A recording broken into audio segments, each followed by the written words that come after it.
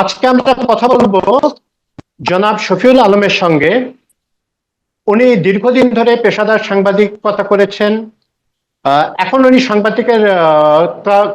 সাংবাদিকতার মানে প্রশিক্ষকও বটে। উনি দূতাবাসে কাজকর্ম করেছেন এবং উনি বিশ্লেষক, একজন মিডিয়া বিষয়ক বিশ্লেষক, এবং আসলে অ্যাকচুয়ালি নানা বিষয়ে বিশ্লেষণ করে থাকেন। তো মিডিয়ার ক্ষেত্রেই আমাদের আলোচনা আজকে আমরা ফোকাসটা রাখবো। তো শফি ভাই, আপনি ভালো আছেন এমনি? জি, আমি ভালো আছি। আপনি কেমন আছেন? যে আমিও ভালো আছি, এবং it's a pleasure talking to you and privilege for us. তো আমি সেম শুরু সেম করছি হিয়ার। একটু একটা তিক্ত বিষয় নিয়েই, যে আপনি দীর্ঘদিন মিডিয়ার সাথে জড়িত আছেন, এবং মানে জড়িত আছেন বলাটা আসলে ভুল বলা হচ্ছে, যে আপনি যুক্ত। অ্যাক্টিভলি ইনভলভড আছেন। হ্যাঁ, জি। খুবই ইনভলভড আছেন। তো এখানে একটা ট্রাস্ট ইস্যু দেখা যাচ্ছে, এবং মিডিয়াকে নিয়ে, এবং ক্রেডিবিলিটি ইস্যু, আস্থাহীনতার আস্থার সংকট এবং বিশ্বাসযোগ্যতার সংকট, দুটোই দেখা যাচ্ছে। তো এটা কেন দেখা যাচ্ছে এবং এর থেকে উত্তরণের উপায় কি, এটা নিয়ে যদি দু চারটা কথা বলতেন। ধন্যবাদ আপনাকে। মিডিয়ার আসলে সবচেয়ে যেটা বড় অ্যাসেট এবং সবচেয়ে যেটা জরুরি সেটা হলো মিডিয়ার ক্রেডিবিলিটি, বা বাংলায় যদি আমরা বলি যে আস্থা কিংবা বিশ্বাস। এই ক্রেডিবিলিটিটা এবং এই বিশ্বাস বা আস্থা, এটা যারা পাঠক, দর্শক, শ্রোতা তারা মিডিয়ার উপরে রাখেন। এবং মিডিয়ার দায়িত্ব হলো দর্শক, পাঠক এবং শ্রোতাদের সেই আস্থা অটুট রাখা, সেটা ধরে রাখা এবং সেটা সব সময় বজায় রাখা। এইটা মিডিয়ার একেবারে একপর দায়িত্ব। আসলে মিডিয়া মানেই হলো একটা রেসপন্সিবল এবং একটা আস্থা এবং ট্রাস্টের জায়গা। আপনি যেটা মেনশন করেছেন সেটা এখন কিছু কিছু ক্ষেত্রে কিছু কিছু জায়গায় দেখা গিয়েছে যে এরকম ট্রাস্ট বা ক্রেডিবিলিটির যে সংকট হয়েছে কিছু কিছু বিষয়ে, সব বিষয়ে না। ওভার কিন্তু আমাদের মানে প্রিন্ট মিডিয়া কিংবা ইলেকট্রনিক মিডিয়া যদি বলেন, তারা কিন্তু খুব কমই আসলে কোনো ফেক নিউজ ক্যারি করে। বেশিরভাগই কিন্তু তারা জেনুইন এবং সঠিক নিউজই কিন্তু ক্যারি করে। এবং আপনি একটা জিনিস দেখবেন যে সোশ্যাল মিডিয়ায় কিন্তু সেই এতটা দায়বোধ বা এতটা রেসপন্সিবিলিটি থাকে না, প্রিন্ট এবং ইলেকট্রনিক মিডিয়াতে থাকে। এর কারণ হলো যে তাদের তো আসলে মিডিয়া চালানোর জন্য গভর্নমেন্ট থেকে তাদের তো লাইসেন্স নেওয়া আছে, তাদের দায়িত্ব বোধ সুচিহ্নিত। সুতরাং তারা ইচ্ছা করলেই কিন্তু কোনো ফেক নিউজ তারা ক্যারি করতে পারে না, এবং সাধারণত তারা করেও না। কিন্তু সবাই তো আর একরকম নয়, কিছু কিছু ক্ষেত্রে যে ব্যত্যয় ঘটে না তা নয়।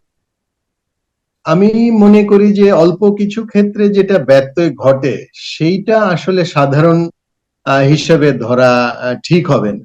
ওভারঅল কিন্তু আমাদের ইলেকট্রনিক এবং প্রিন্ট মিডিয়া তারা কিন্তু মোটামুটি যাচাই করেই খবরগুলো পরিবেশন করছে বলে আমি মনে করি। কিছু কিছু ক্ষেত্রে ডিবেট আ- হয়। আ- আমি একটু কি ইন্টারাপ্ট করি আপনাকে, যে মিডিয়া অবশ্যই এটা এটা হ্যাঁ, এডিটেড আইটেমই সাংবাদিকতা, যেখানে এডিটিং নাই ওটা সাংবাদিকতা না। সোশ্যাল মিডিয়াতে এডিটিং এর বালাই নাই, গেট কিপিং এরও বালাই নাই।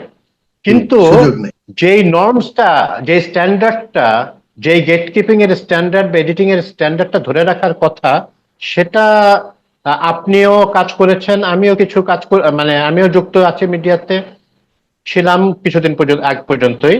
তো সেটা তো কিছু কিছু সংবাদপত্র ছাড়া তো আসলে বেশিরভাগ সংবাদপত্র বা ইভেন ইলেকট্রনিক মিডিয়াও অনেক উদ্দেশ্য প্রণোদিত, ঠিক ফেক না হলেও পারসেপশন ক্রিয়েশনে যেটা misleading perception created motivated news কিন্তু হয়। মানে একেবারে হয়, যে হয় না হুম। তা না, কিন্তু কিছু না, কিছু হচ্ছে মিডিয়া কিছু হাউস কিন্তু জি, এই আপনি জিনিসও আপনার হচ্ছে, এবং কথাটা আমরা কন্টিনিউ। কিন্তু এই এই সাম্প্রতিক সময়ে আমরা আমরা হয়তো বা নাম উল্লেখ না করি, কিন্তু আমরা কিছু কিছু এই ধরনের রিপোর্টিং কিন্তু আমরা দেখেছি যে যেগুলোর আসলে বেসিস অত পরে সত্য বা সঠিক বলে পাওয়া যায়নি, সেরকম রিপোর্টও কিন্তু হয়েছে। আপনার মনে আছে কিনা, এই ধরেন যে আমাদের এই চেঞ্জ ওভারের পরই কিন্তু একটা মানে একটা নিউজ বড় একটা পত্রিকায় বিশাল করে ছাপা হয়েছিল যে শত শত কোটি টাকা ঘুষের বিনিময়ে আম, মানে পদায়ন যেটা বলে, পোস্টিং, হ্যাঁ, এই ধরনের নিউজ কিন্তু প্রচার হয়েছে, দেখেছি, প্রিন্ট মিডিয়াতেই হয়েছে। তারপরে ধরেন এখনো কিছু কিছু নিউজ কিছু কিছু কাগজে যাচ্ছে, যেগুলো নিয়ে কিন্তু যথেষ্ট আসলে বিশ্বাসযোগ্যতার ঘাটতি রয়েছে।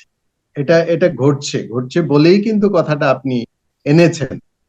কিন্তু আপনি দেখবেন যে মেইন স্ট্রিম মিডিয়া বা যে সমস্ত দৈনিক পত্রিকাগুলো বা টিভি চ্যানেলগুলো, আমরা তো বুঝি যে কোনগুলো আসলে বিশ্বাসযোগ্য, কোনগুলো পাঠকের আস্থার উপরে ভরসা করে পাঠক ধরে রাখার তারা প্রফেশনাল চেষ্টা করে। ওই ধরনের পত্রিকায় কিন্তু সাধারণত এই ধরনের আপনার লেস ক্রেডিবল নিউজ কিন্তু আসলে অতটা হয় না। কয়েকটি কাগজ সম্প্রতি কিছু কিছু বিষয়ে কিন্তু করেছে, এটা আপনিও দেখেছেন এবং আমরাও দেখেছি।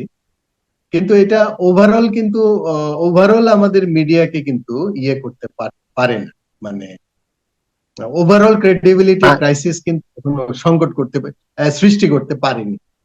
তো সুন্দর আপনি অবজারভেশন দিলেন যে একদম অত হাই হুতাশ করার পর্যায়ে আমরা আসি নাই। আমাদের জি, মিডিয়া মোটামুটি একটা, সর্বক্ষেত্রে না হলেও একটা দায়িত্বশীল, আপনাকে যদি আমি বুঝে ভূমিকা থাকি, পালন একটা করছে। দায়িত্বশীল ভূমিকা হ্যাঁ, পালন করছে বলেই মনে হচ্ছে। আমরা ধরে নিতে পারি। তো অনেক ডিফারেন্ট বাট রিলেটেড একটা নোটে বলি যে এখানে কিছু কিছু বিশেষজ্ঞ বা এনাদের সংখ্যা বাড়ছে, যে যেহেতু আমাদের দুজনেরই একটু স্পেশালাইজেশনটা ছিল আর কি, আমরা প্রিন্ট মিডিয়াতে বেশি কাজ করেছি। তো জি, জি, প্রিন্ট মিডিয়ার ভবিষ্যৎ অন্ধকার। হ্যাঁ, প্রিন্ট মিডিয়া থাকবে না, বা এরকম একটা ন্যারেটিভ চালু আছে। তো আপনিও নিশ্চয়ই এটা সম্পর্কে অবগত আছেন যে এটার ঠিক ফিউচারটা খুবই ব্লেক। তা আপনি কি একমত এই এই এ ধরনের অবজারভেশনের সাথে? এটা ঠিক একমত হতে পারছি না এখনো পর্যন্ত, এবং নিকট ভবিষ্যতেও বোধহয় একমত হতে পারবো না। যে আসলে ইলেকট্রনিক মিডিয়া, যেটা ধরেন যে আমরা যেটাকে টেলিভিশন মিডিয়া, যেটা মানে আমরা এখন সুবিধা পাচ্ছি, অনেক টেলিভিশন চ্যানেল আছে, এবং বলতে গেলে এটা মানে বলতে পারেন যে মানে একেবারে স্যাচুরেটেড হয়ে তার ওপরে চলে গেছে, এত টেলিভিশন চ্যানেলের সংখ্যা এখানে। আর পত্রিকার সংখ্যাও কিন্তু প্রচুর, মানে শত শত হাজার হাজার। তো এই প্রসঙ্গে আমি বলতে চাই যে এই ধরনের আশঙ্কার কথা কিন্তু আমি আজ থেকে বছর আগে থেকেই শুনে আসছি, যে প্রিন্ট মিডিয়া বিশেষ করে বাংলাদেশে যদি বলেন যে অনেক হুমকির সম্মুখীন হবে। তো হুমকির জায়গাটা অন্যদিকে, আমি সেটা বলছি পরে, কিন্তু আসলে কিন্তু যেভাবে চিন্তা হয়েছে সেভাবে কিন্তু প্রিন্ট মিডিয়া হুমকির মুখে এখনো পড়ে নাই। এর কিছু কারণও আছে। কারণগুলো হলো, আপনার ইলেকট্রনিক মিডিয়াকে আপনিও জানেন, আমরা সবাই জানি, এটা কিন্তু মূলত ইরেজ মিডিয়া। মানে once something is aired in the electronic media, it gets lost. এটা ধরেন যে ইরেজ মিডিয়া। আর এর বিপরীতে আপনি দেখেন প্রিন্ট মিডিয়াটা কিন্তু একটা রেকর্ডেড মিডিয়া। অর্থাৎ আপনি বাসায় যদি একটা দৈনিক ছাপা কাগজ রাখেন, এটা কিন্তু আপনি মানে সকালবেলাও পড়তে পারছেন, বাকি রেখে কিছুটা আপনি দুপুরে বিকেলেও পড়তে পারছেন। কিন্তু সেটা কিন্তু আর ইরেজ হয়ে যাচ্ছে না। তবে হ্যাঁ, এখানে একটা কথা আছে যে টেলিভিশন বা ইলেকট্রনিক মিডিয়া ইরেজ হলেও তারা কিন্তু যে আপডেট দিতে পারে প্রতি মিনিটে মিনিটে, সেটা কিন্তু দৈনিক ছাপা পত্রিকা প্রিন্টের মাধ্যমে দিতে পারছে না। এখন অবশ্য দৈনিক ছাপা পত্রিকাগুলো তাদের অনলাইন ভার্সন চালু করেছে, সেখানে তারা সেটা পাচ্ছে। কিন্তু ছাপা কাগজের লিমিটেশন হলো যে একদিন আগের যে খবর ছাপা হয়েছে, আপনাকে তো ওই বাকি 24 ঘন্টা ওই খবরগুলোই আপনাকে রাখতে হচ্ছে। কিন্তু এখানে একটা আচ্ছা। টেকনিক্যাল ইস্যু আছে, সেটা হলো, আমি বলছি, আপনার টেলিভিশন যে মিডিয়া আমাদের দেশে, সেটা এখনো ধরেন যে ওইভাবে কিন্তু খুব বেশি প্রাতিষ্ঠানিক হতে পেরেছে বলা যায় না।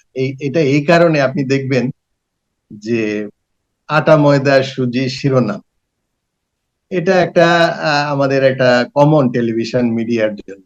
এটা তো হয় না। আটা ময়দা সুজি শিরোনাম তো হতে পারে না।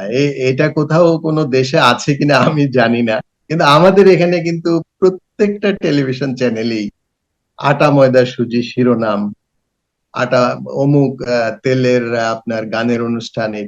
না, ঠিক আছে, স্পন্সরশিপ তো হতেই পারে, কিন্তু এইভাবে আপনার শিরোনামকে যদি আপনি আটা ময়দা সুজি শিরোনাম বলেন, এটা কিন্তু আসলে খুব বেশি ভালো শোনায় না।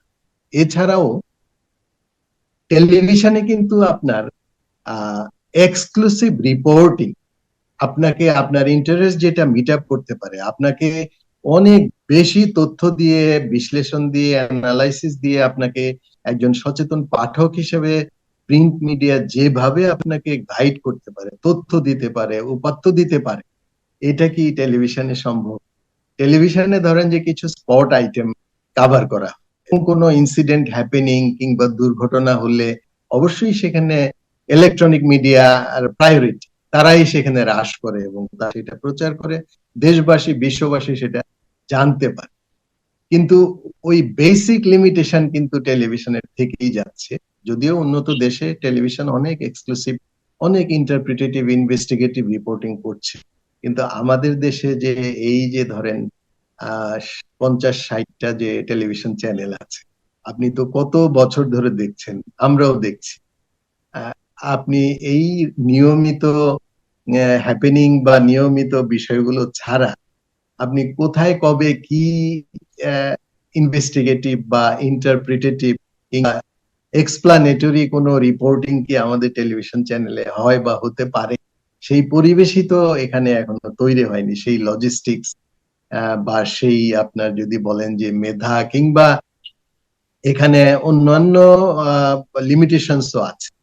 ইচ্ছা করলেই একটা টেলিভিশন চ্যানেল মানে একটা অবজেক্টিভ বিষয়ে একটা বিশ্লেষণমূলক বা একটা ইনভেস্টিগেটিভ রিপোর্টিং এখানে করতে পারবে বলে আমার মনে হয় না। বিকজ যেটা আমি উল্লেখ করলাম যে আপনি কম বেশি সবাই তো সেই মানে আটা ময়দা সুজি শিরোনামের মানে এই অবস্থানই আছে।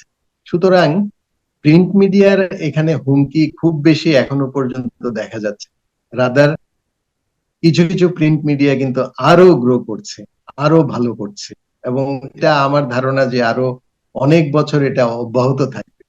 আরেকটি বিষয় হলো যে আপনার মানে হেলথ, আপনার হেলথ কমফোর্ট বা আপনার সেফটি, আপনি মানে ইলেকট্রনিক মিডিয়া কিংবা আপনি ধরেন যে অনলাইনে আপনি কিংবা আপনার মোবাইলে বা আপনার কম্পিউটারে, এখানে কিন্তু আপনার আপনার হেলথ হ্যাজার্ড আছে।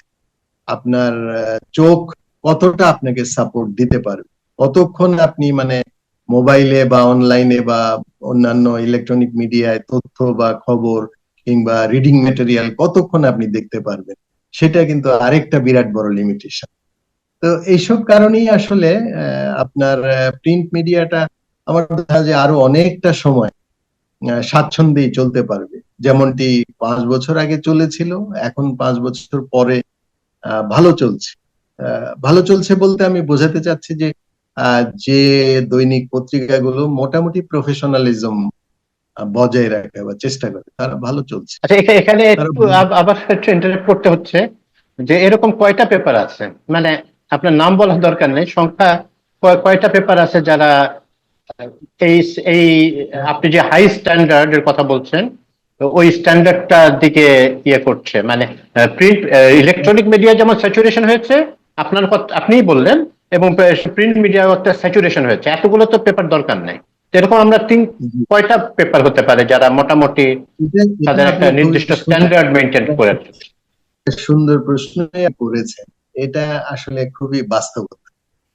আপনি যে সংখ্যার কথা বলেছেন, আমরা যদি নাম উল্লেখ না করি, এফ ইউ এফ ইউ মানে কয়েকটা ধরেন যে আপনি যদি বাংলায় ধরেন মানে তিন তিনটা দুই তিনটা, ইংরেজিতে যদি ধরেন যে দুইটা বা তিনটা, হ্যাঁ টোটাল ধরেন যে পাঁচ সাতটা বাংলা ইংরেজি দৈনিক পত্রিকা আমার মতে, আমার পার্সোনাল যে অবজারভেশন, তারা মোটামুটি ক্রেডিবিলিটি, প্রফেশনালিজম, হ্যাঁ এই জিনিসগুলো তারা কম বেশি তারা মেনটেন করছে।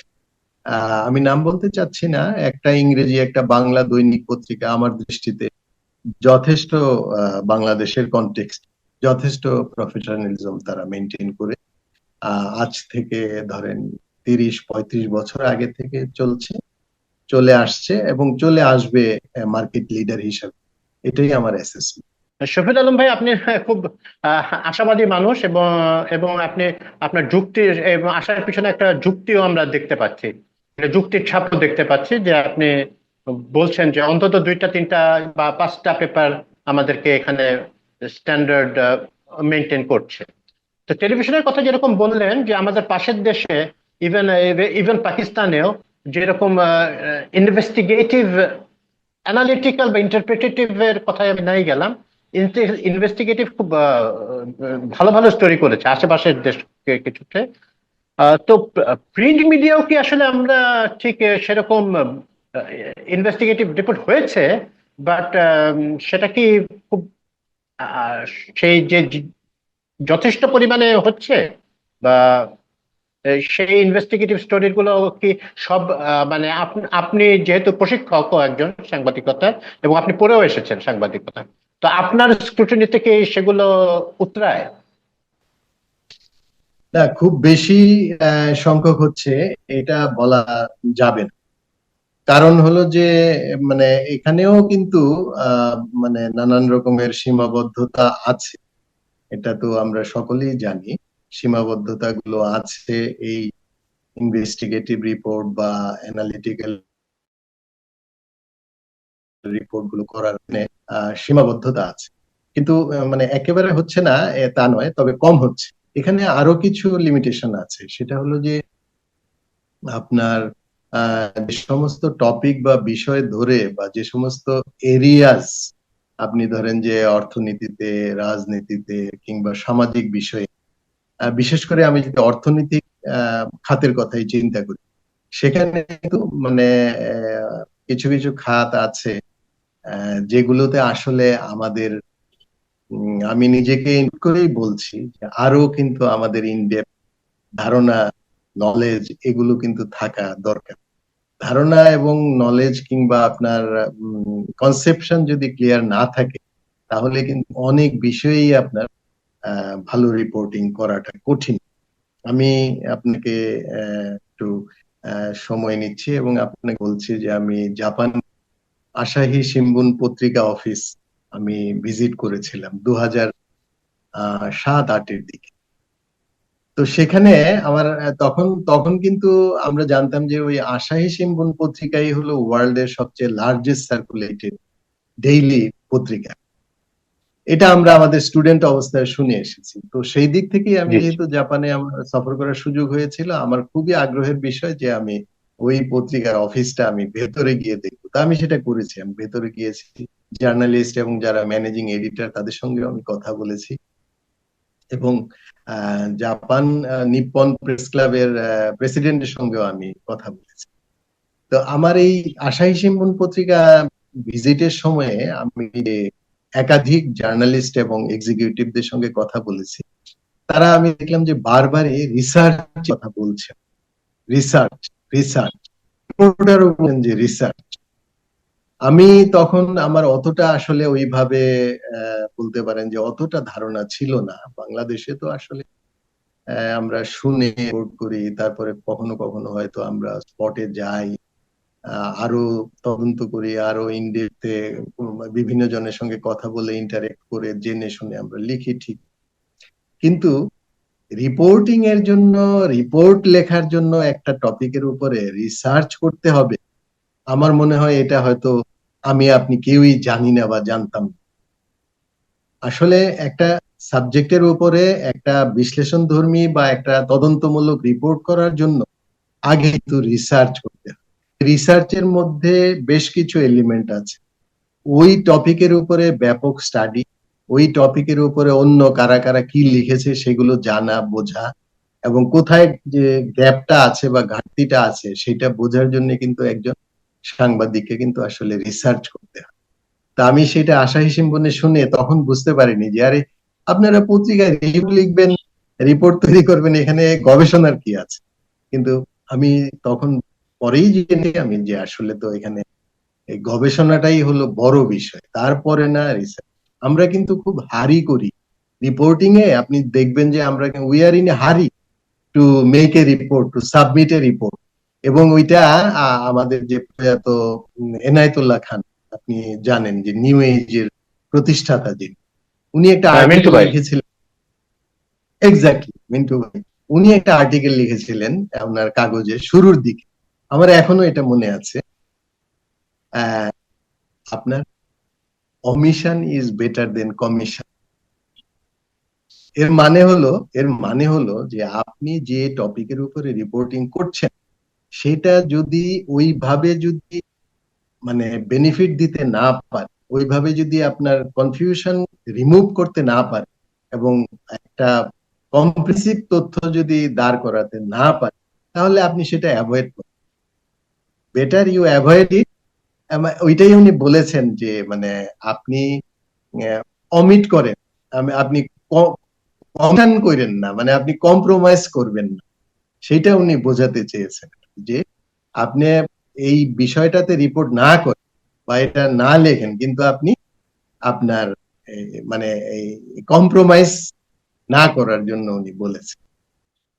তো কিন্তু সেই এটা কথা। সবসময় তো বজায়, সরি, আমি একটু বলি যে এটা তো সবসময় বজায় রাখা সম্ভব না, কারণ আপনার সব একটা প্রতিযোগিতা, কম্পিটিশন একটা ফ্যাক্টর এখানে, যে এবং রিপোর্টাররা সবসময় হারি, মানে ব্যস্ততা থাকে। এটা হয়তো আদর্শ কোনো অবস্থা না, কিন্তু এটা চলে আসছে আর কি। আমি হ্যাঁ, একটু, এটা কিন্তু জি। হ্যাঁ, যে আমি যেমন আমি ছোটবেলা থেকে আমাদের বাসায় রাখা হতো বিচিত্রা। তো বিচিত্রা যে প্রচ্ছদ কাহিনী হইতো সেটা খুবই স্টিমুলেটিং হইতো। হ্যাঁ, খুবই পড়তে ইচ্ছা করতো। তো আমরা হয়তো সম্পূর্ণ না জেনে, রিসার্চ ইজ ভেরি ইম্পর্টেন্ট, কিন্তু ওগুলার যে খুব রিসার্চ হইতো এমন কিছু না। ভায়োলেন্স নিয়ে তারা করেছে, স্মাগলিং নিয়ে করেছে, রিসার্চ করে করেছে, এবং স্টোরি টেলিং এর যেটা ইয়ে ছিল, মানে স্টোরি টেলিংটা যে যতটা স্টিমুলেটিং স্টোরি টেলিং, সেটা সর্বক্ষেত্রে আমরা দেখতে পাচ্ছি না। তো এখানে কি আমাদের প্রশিক্ষণ, বেশিরভাগ ক্ষেত্রেই তো আমাদের হয় যে রিপোর্টার একটা সিনিয়র রিপোর্টারের, হ্যাঁ, ওস্তাদ, গুরু ওস্তাদ, যে পরম্পরা, ওরকম ভাবে শেখেন। তো স্টোরি টেলিংটাও তো এনগেজ করতে হবে, যেহেতু আমাদের এনগেজিং হইতে হবে, যেহেতু আমাদের কম্পিটিটর সোশ্যাল মিডিয়াও আছে, ইলেকট্রনিক মিডিয়াও আছে, এবং না জানি আরো আরো কি কি কম্পিটিটর চলে আসবে। তো স্টোরি টেলিং ইমপ্রুভমেন্ট বা এডিটিং ইমপ্রুভমেন্ট, এগুলোর জন্য আর আর কি কি উদ্যোগ নিতে পারে আমাদের এটা খুবই এটা খুবই প্রতিষ্ঠানগুলো? ইম্পর্টেন্ট। হ্যাঁ, এটা খুবই ইম্পর্টেন্ট কথা বলেছেন। কারণ হলো যে স্টোরি টেলিং এর সঙ্গে তো ধরেন যে কিছু বিষয় যুক্ত।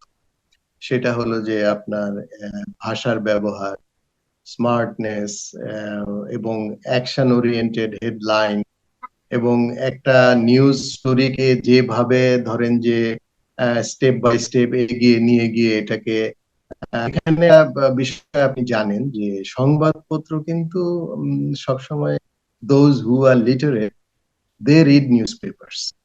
সো পাঠক কিন্তু অনেক সচেতন এবং অনেক অনেক অনেক লার্নেড আপনি বলতে পারেন। তারা কিন্তু আপনার রিপোর্টের মাধ্যমে আপনি যদি কোনো কনক্লুশন দিতে চান নিজের মতো করে, সেটাতে কিন্তু কাজ হবে না। এবং আমরা যারা রিপোর্ট করি আমাদের দায়িত্ব কিন্তু কনক্লুশন আমরা দেব না। কনক্লুশন,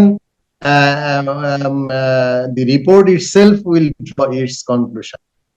হ্যাঁ, তো সেই কারণে আপনার মানে এই পাঠকরা কিন্তু সচেতন এবং তারা কিন্তু বোঝে যে কোথায় টুইস্টিং হচ্ছে কোথায় হচ্ছে না, এটা কিন্তু তারা ভালো করেই বোঝে। আর পার্টিকুলারলি যারা those who read English news papers, তারা তো আরো, আমি মনে করি যে তারা আরো কনসাস। সুতরাং পত্রিকায় কিন্তু সবসময় এটা চিন্তায় রাখতে হবে যে কোথাও যেন কোনো রকমের মানে ল্যাকিং না থাকে, বা কনক্লুশনটা যেন আমরা দিতে না চাই। কনক্লুশনটা দেবে হলো দি স্টোরি ইটসেলফ, সেখানেই কিন্তু স্টোরি টেলিং এর বিষয়টা এসে যায়। আরেকটা জিনিস, আমাকে একজন অত্যন্ত নলেজেবল একজন ডিপ্লোমেট আমাকে বলেছিলেন যে রিপোর্টিং এর মেইন পারপাসটা, রিপোর্টিং এর মেইন পারপাস হলো যে বিষয়ের উপরে রিপোর্টটা করা হচ্ছে ওই বিষয়টার উপরে আর কোয়েশ্চেন থাকবে, প্রশ্ন সেখানে রিজলভ করা হবে ওই রিপোর্টের মাধ্যমে। বাট অন্তত ওই রিপোর্টের ওই টপিকটার উপরে ওই দিনে ওই সময়ে বা ওই কনটেক্সটে আর ফার্দার কোশ্চেন থাকবে, প্রশ্ন থাকবে। প্রশ্নের উত্তর দেওয়ার জন্যই কিন্তু রিপোর্টিং করতে হয়, রিপোর্টিং করা হয়। সুতরাং রিপোর্ট এমন ভাবেই হওয়া উচিত যেখানে ধরেন যে চট করেই যেন আর এই রিপোর্টের প্রত্যেকটা অঙ্গে অঙ্গে যেন প্রশ্ন চলে না আসে, সেইভাবে কিন্তু রিপোর্টকে অর্গানাইজ করতে হবে, কনস্ট্রাক্ট করতে হবে, তৈরি করতে হবে। সেখানেই কিন্তু ওই স্টোরি টেলিং এর বিষয়টা এসে যায়। আপনি যেমন ধরেন এখন আপনি একটা বড় ধরনের ঘটনা, ধরেন একটা ইনসিডেন্ট হয়েছে ঢাকায়, একটা কোনো বড় ধরনের দুর্ঘটনা হয়েছে, এইটার ধরেন যে রিপোর্টিং 10-12 দিন ধরে চলতে থাকে, চলাটাই সঙ্গত। কারণ এখানে পাঠকের ইন্টারেস্ট আছে, এখানে দেশের ইন্টারেস্ট আছে, এখানে অনেক ইনফরমেশন মানুষকে জানানোর বিষয় আছে, না জানালে কনফিউশন হবে। তো এইটা করে আপনি যখন প্রথম দিন রিপোর্ট করলেন, আপনি সব ঘটনা এবং কেন ঘটলো, কিভাবে ঘটলো, কি হলো সবই লিখেছেন। এর পরের দিন যখন আবার লিখবেন, আপনাকে কিন্তু একটা জায়গায় একটা প্যারায় ওই শুরুরিয়াটা কিন্তু দিতেই হবে। না দিলে ধরেন যে আরেকজন পাঠক ওই সেকেন্ড ডে থেকে এটা পড়া শুরু করলো বা ফলো করা শুরু করলো, করতেই পারে, দেশে বা বিদেশে। ব্যাকগ্রাউন্ড তো আপনি ব্যাকগ্রাউন্ডটাকে যদি অমিট করে যান তাহলে তো তারা ওইটাকে আর ধরতে পারে। আর তারা তো অত কষ্ট করে 2-3 পত্রিকা মিলিয়ে নিবে না, আপনারটা হয়তো নিয়েছিল, কিনে নিয়েছিল, যখন দেখবে যে আপনারটা দিয়ে পারপাস হচ্ছে না, গ্যাপ আছে, আমি আমার এটা মিটটা একটু লাগিয়ে নিচ্ছি, ভুল আছে, তথ্যের ধরেন যে ঘাটতি আছে, গ্যাপ আছে, ভাষার গাঁথুনি ধরেন অতটা আকর্ষণীয় না, স্টোরি টেলিংটা অতটা অ্যাকশন ওরিয়েন্টেড না, অতটা সুন্দর না, তখন তো তারা পরের বার আপনার পত্রিকা নিতে চাইবে। সুতরাং পত্রিকাকে কিন্তু এই বিশেষ করে আপনার যে ভাষার শুদ্ধতার যে ব্যাপার, আপনি ফিনান্সিয়াল এক্সপ্রেসের প্রয়াত সম্পাদক জনাব মোয়াজ্জেম ভাইয়ের নাম শুনেছেন এবং আপনি জানেন হ্যাঁ হ্যাঁ তার অবশ্যই। সম্পর্কে। আমার সুযোগ হয়েছিল তার সঙ্গে 10 বছর তার সাহচর্য থেকে কাজ করা। তো সেখানে তিনি একটা কথা সবসময় বলতেন যে ডেইলি নিউজ পেপারে ভাষা, সেটা বাংলা হোক আর ইংরেজি, ভাষার ভুল কোনোভাবেই ক্ষমা করা যাবে। একটা কমার জন্য উনি কিন্তু মানে ব্লাস্ট করতেন আমাকে, কিন্তু উনি বহুবার বলেছেন যে you have been bent on not giving comma, not using comma, why, অর্থাৎ তুমি কমা না দেওয়াটাকে অভ্যাস করে ফেলেছো কেন? Comma is very very important in sentence. সুতরাং আপনি এই প্রথমত হলো ভাষার শুদ্ধতা, ভাষার যে সাবলীলতা, সৌন্দর্য, এবং এই যে রিপোর্টের যে গ্যাপ গুলোকে রিমুভ করে করে রিপোর্টটাকে এগিয়ে নিয়ে যাওয়া, এখানে এই স্টোরি টেলিং এর বিষয়গুলো আছে। এবং সেটা কিন্তু জি জি অবশ্যই। খুব সেটা যত্ন নিতে পারছে না কেন? সেটা তো এই হারির কারণে, কম্পিটিশন, এখন এই যে কম্পিটিশন করে তো আবার মানে রিপোর্টে গ্যাপ রাখলে তো চলবে না, আপনাকে কম্পিটিশনেও অ্যাটেন্ড করতে হবে, আবার এই সুইফটলি আপনাকে এই বিষয়গুলো, এবং এইটা কিন্তু ডিপেন্ড করে আপনার এই যে যারা নিউজে যারা লিড করছেন তারা কিন্তু ডেভেলপ করতে পারেন তাদের যারা রাইটার বা তাদের যারা রিপোর্টার, তাদেরকে কিন্তু এই অভ্যস্ত করতে পারেন তারা আপনার day to day practice teaching learning এর মাধ্যমে, যে তোমাকে কম্পিটিশনেও থাকতে হবে, ভাষাও ঠিক রাখতে হবে, দাড়ি কমা ঠিক রাখতে হবে, স্টোরি টেলিং কে ইম্প্যাক্টফুল করতে হবে। সুতরাং এটা একটা কিন্তু বিরাট, মানে নিউজ পেপারে কাজ করলে আপনি জানেন যে মানুষ মানে কিরকম, মানে এই যে রাত বিরাতে এবং দিনে সকালে সারাক্ষণ যে এনগেজমেন্ট, এবং এই মিস্টেক অ্যাভয়েড করা, গ্যাপ আপনার সারানো, এবং তথ্যের যে যথার্থতা, পর্যাপ্ততা এবং যে সঠিকতা, সবই তো মেনটেন করতে হয়। এটা তো একটা অত্যন্ত কঠিন একটা কাজ। এই কারণেই তো এই সাংবাদিকতা আর 10টা পেশার মতো নয়। আর 10টা পেশায় তো আপনি আপনার প্রোডাক্ট কিনে আনবেন, বিক্রি করবেন, লাভ হবে। এটা তো সেই জিনিস না। This is sell as well as tell. আপনি বিক্রি করে আপনি প্রফিট করবেন, অসুবিধা নাই, বিজনেস করবেন, but you have to tell with responsibility and with all other areas addressed. সেইভাবে আপনি কিন্তু, সো এই নিউজ পেপার কিন্তু সেলিং এন্ড টেলিং এর যৌথ একটা বিষয়। Not only selling but also telling with responsibility and accommodating the code of conduct, ethics এবং গুড প্র্যাকটিসেস। সো ওইভাবে তো জিনিসটাকে চিন্তা করতে হবে। জি, অবশ্যই এটা খুব চমৎকার বলছেন, সেলিং টেলিং এটা। এবং এবং কম্পিটিশন হারি এবং শুদ্ধতা এবং ভাষার শুদ্ধতা এবং রিপোর্টিং এর শুদ্ধতার পারফেক্ট ব্লেন্ডটা আমাদের আদর্শ। সবসময় আমরা পারবো না, কিন্তু অন্তত উদ্দেশ্যটা সেরকম হওয়া বাঞ্ছনীয়। তা আপনি মোয়াজ্জেম ভাইয়ের কথা বলেছেন যে উনি বিরাট মাপের, মানে এনারা তো ছিলেন last of them are Mahfuz ভাই বা বা মাহবুবুল আলম ছিলেন, বা ইয়েস। আরো অনেকেই ছিলেন, বাংলা পেপারে ছিলেন, আহ, যুগান্তর মানে সেই মানিক মিয়ার আমল থেকেই একটা ব্যাপার ছিল কি, এডিটররা একটা ইনস্টিটিউশনের মতো থাকতেন। এক্স্যাক্টলি, তো এক্স্যাক্টলি। হ্যাঁ, তো এখন তো আসলে ওই জিনিসটা অতটা নাই। তো ওরকম যাকে যাকে ঠিক ইনস্টিটিউশন বলা যায়, ওরকম হয়তো সংখ্যায় কমে আসছে। মতিউর ভাই কমে আছেন, আসে। নুরুল কবির আছেন, কিন্তু এখানে তো একটা কথা বলা হয়, এটা জাস্ট আমার অবজারভেশন, কোনো প্রশ্ন না। যেমন আমাদের ভিতরে সাংবাদিক একজনের সাথে, সিনিয়র সাংবাদিকের সাথে কথাবার্তা উনি বলছিলেন, আহ, এখন বলাটা কতটা যথাযুক্ত সেটা আমি জানি না। তো এই যে নুরুল কবির ভাইয়ের কথা বলছিলেন যে উনি এতই বড় মানে হয়ে গেছেন আর কি, প্রশংসা করেই বলছিলেন যে উনি নিউ এজের জন্য কোনো অ্যাসেট নাকি বার্ডেন, এটাও একটা প্রশ্ন হয়ে যাচ্ছে। মানে এটা নিয়েও কোয়েশ্চেন তোলা যায়। তো এগুলো তো আমাদের দেখতে হবে যে সেরকম মাপের সঙ্গে সম্পাদক বা ইভেন নিউজ ম্যানেজার আমাদের তৈরি করতে হবে বা উঠে আসবেন। তা আপনি বলছিলেন যে যে সেল টেলের ভিতর সেল কথাটার দিকে আসতেছে। একটা নিউজ পেপার ভিতরে খুব কমই আছে যেগুলো আমাদের একটু ইদানিং কালেরই, অনেক কিছু আছে যে পেপারগুলো বন্ধ হয়ে যাচ্ছে, টিকতে পারছে না, এবং 2-1 বছরের পরে সাংবাদিকদের বেতন দিতে পারছে না, সাংবাদিক এবং অন্যান্য কর্মচারীদের বেতন টেতন দিতে পারছে না। তো ফিনান্সিয়ালি ভায়াবল হওয়ার জন্য একটা নিউজ পেপারের কত সময় লাগে এবং কি কি পদক্ষেপ নেওয়া দরকার বলে আপনি মনে করেন? কারণ আপনি ভেতর থেকেও যেমন দেখেছেন, ফ্রম দি আউটসাইড অলসো আপনি দেখছেন। আমাদের দেশে যে বাংলা এবং ইংরেজি দৈনিক গুলো আছে, অনেক অনেক কাগজ আমাদের দেশে আছে। এখানে আপনি ধরেন যে উম, গোটা কিছু গোটা কতিপয় কাগজ ছাড়া বেশিরভাগ কাগজই কিন্তু আসলে ধরেন যে বিভিন্ন রকমের ব্যবসায়িক হাউস থেকে আহ বের করা, সেগুলার পারপাস এবং সেগুলার উদ্দেশ্য সেটা আমরা সকলেই কম বেশি জানি।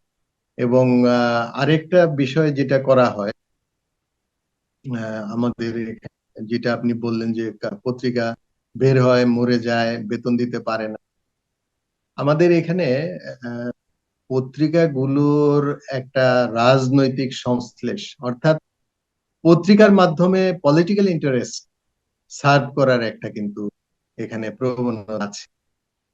পত্রিকা, আমি ধরেন যে আমি পত্রিকা পড়বো, আমি তো একটা দলের সমর্থক কিংবা একটা দলের আমি নেতা। তো যেরকম যে শরীফ ভাই, একটু ইন্টারাপ্ট এই করে, এই আপনি কি একটু একটু কাইন্ডলি জোরে বলবেন? আমি বলতে চাই যে আমাদের দেশে এই অনেক পত্রিকা এই প্রেসটা করা হয়েছে, অর্থাৎ একটা দৈনিক পত্রিকার মাধ্যমে অনেক সময় চেষ্টা করা হয় কোনো একটা রাজনৈতিক দলের, মানে তার মতাদর্শ, তার যে আদর্শ বা তার, অর্থাৎ সাংবিধানিক রাজনীতিকরণ, মানে পত্রিকার মাধ্যমে একটা পলিটিক্যাল ইন্টারেস্ট সার্ভ করার একটা প্রবণতা কিন্তু এখানে আছে।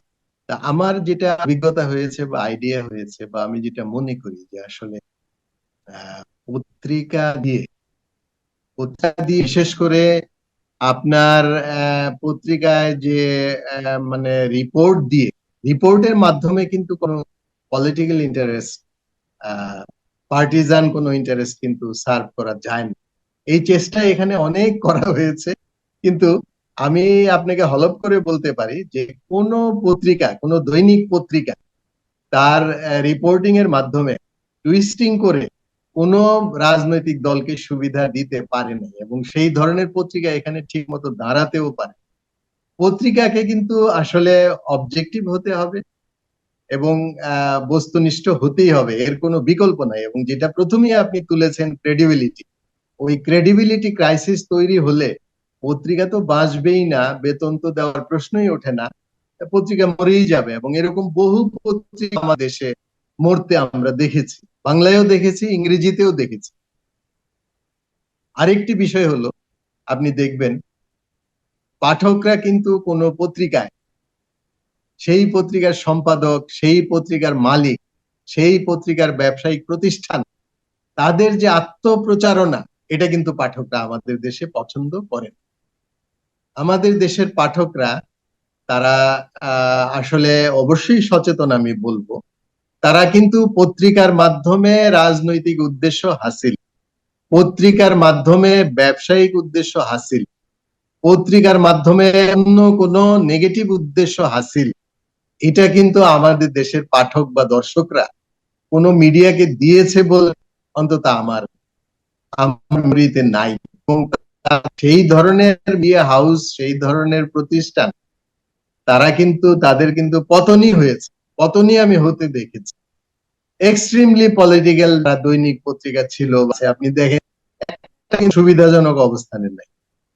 এক্সট্রিমলি বলতে আমি পার্টিকুলারলি কোনো একটা দলের জন্য একটা নিউজ পেপার, সেরকম কোনো পত্রিকা কিন্তু এটা হয় না বাংলাদেশে। আপনার এই মানে রাজনীতি করা আর এট দি সেম টাইম সাংবাদিকতা করা, এটা কিন্তু আসলে হয় না। এটা এখানে আমি কখনোই এটাকে সাকসেসফুল হতে দেখি।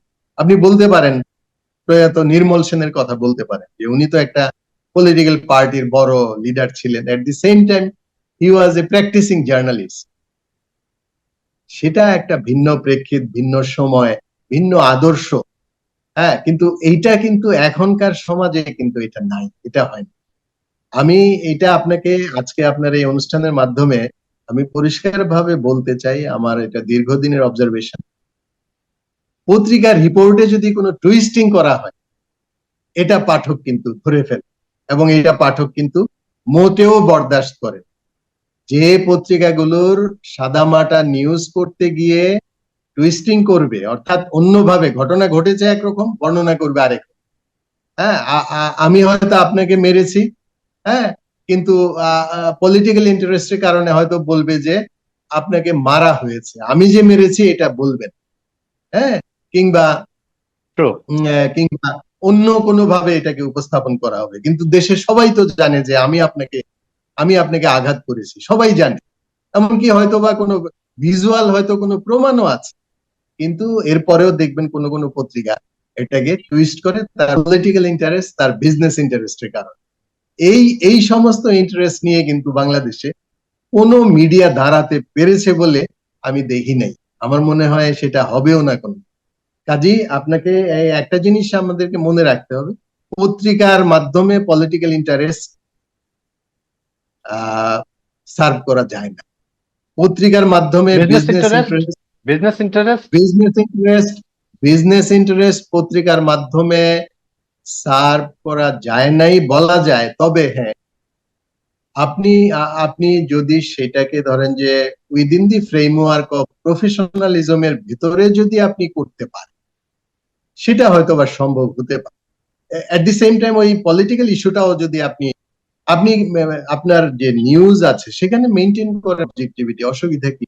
আপনি আপনার এডিটোরিয়াল আছে সেখানে আপনি খোলা মনে আপনার দলের গীত গান, আপনার দলের গান আপনি করেন, অসুবিধা কি? এটা তো আমাদের সংবাদপত্র বা জার্নালিজম, এটা তো স্বীকৃত। There may be an editorial policy of a certain newspaper, সেটা থাকবেই।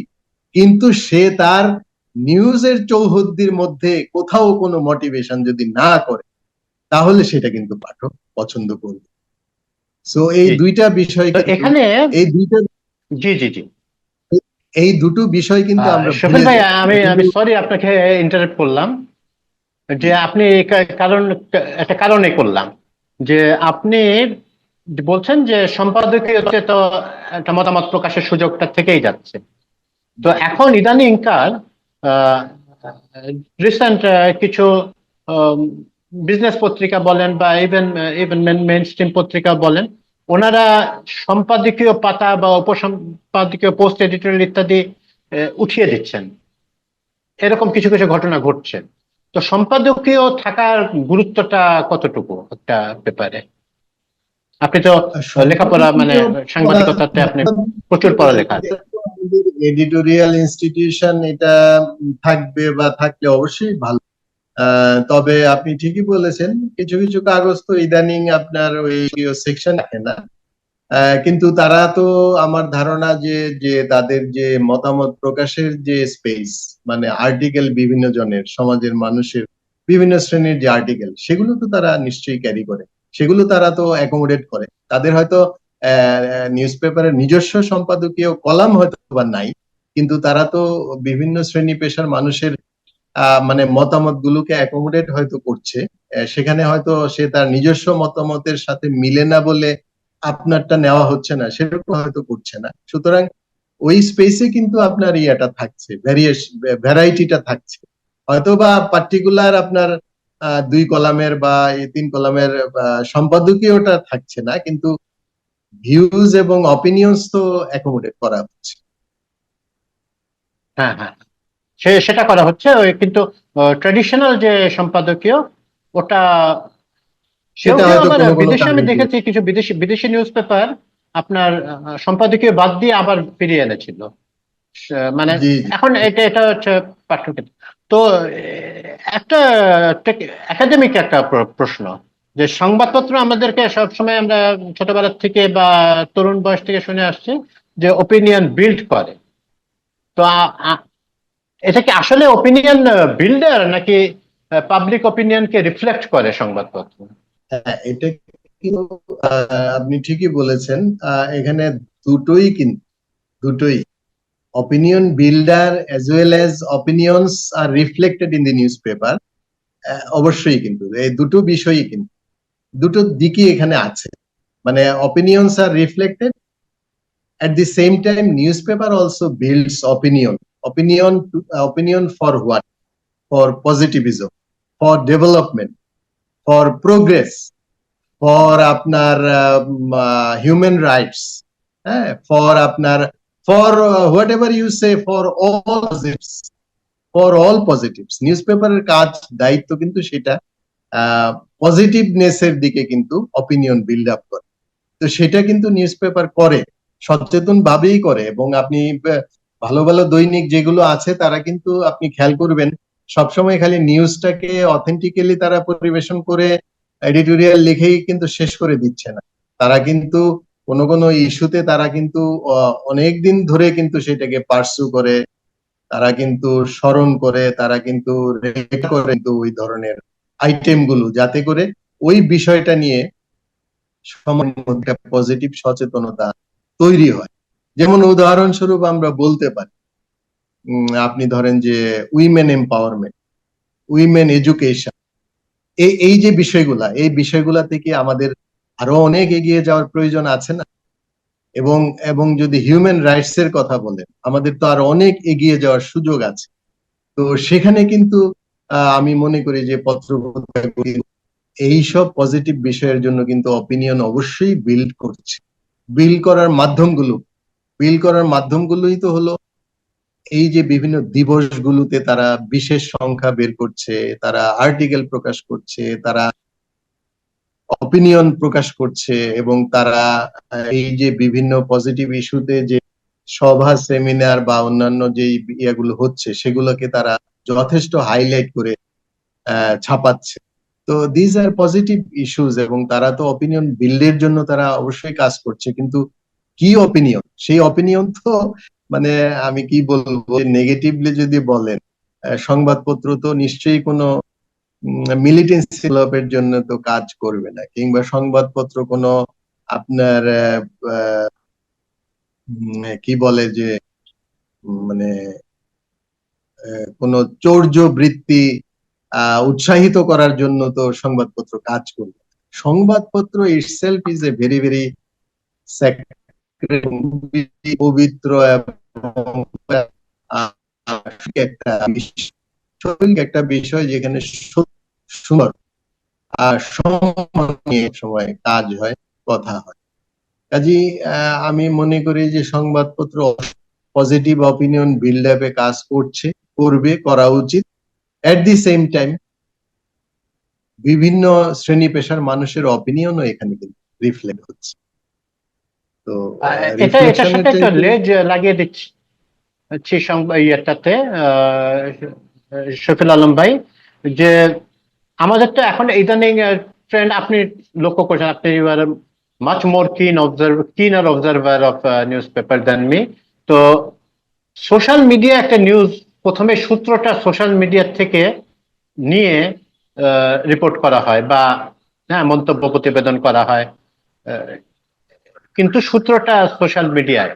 প্রথমে সোশ্যাল মিডিয়া আলোচনা হলো, তো পিপলের ওপিনিয়ন দেখা হলো, এবং ওগুলোর থেকে কোট করে করে নিয়ে অমুকে বলেছেন এভাবে নিউজ করা হয়।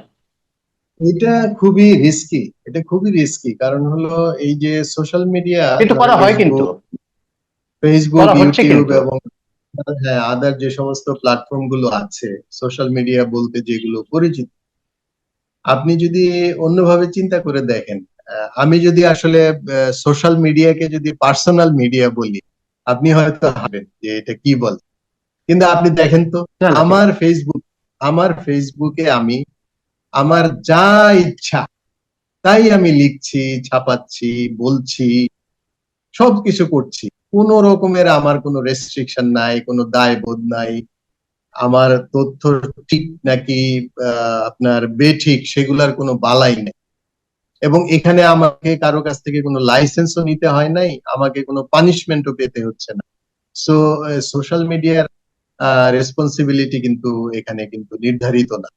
কাজেই সোশ্যাল মিডিয়ার সুদ দিয়ে আপনার মানে রেজিস্টার্ড পত্র পত্রিকায় করা রিস্ক, এটা খুব রিস্কি।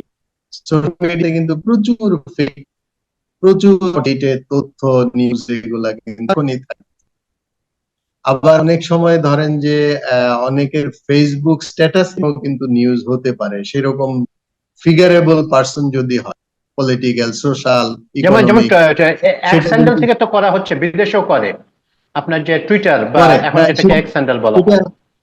জি জি সেটাও করতে পারে, কিন্তু সেই ধরনের ক্ষেত্রে কিন্তু ধরেন যে আপনার পেজের যে আপনার কি বলে অথেন্টিক পেজ কিনা, আপনার আমার পেজটা কি মানে ফেসবুকের কিনা, অথেন্টিকেটেড কিনা, অফিশিয়াল কিনা আমার পেজটা, সেটাও কিন্তু একটা বিষয়। কারণ আমি ধরেন যে আমি ফেসবুকে আছি, আমার ফেসবুক পেজ আছে, সেটা যদি অথেন্টিকেটেড না হয়, তাহলে তো আমি যে এটা কি বুঝবেন, অন্য কেউ হয়তো আমার ছবি দিয়ে ফেসবুক চালাতেও পারে, বা আপনার ছবি দিয়ে ফেসবুক চালাতে পারে, ছবি না দিয়ে চালাতে পারে। অর্থাৎ আমি বলতে চাচ্ছি যে এখানে তো অথেন্টিকেশন বিষয় আছে, ওইটা কিন্তু খুব সিরিয়াসলি দেখতে হবে।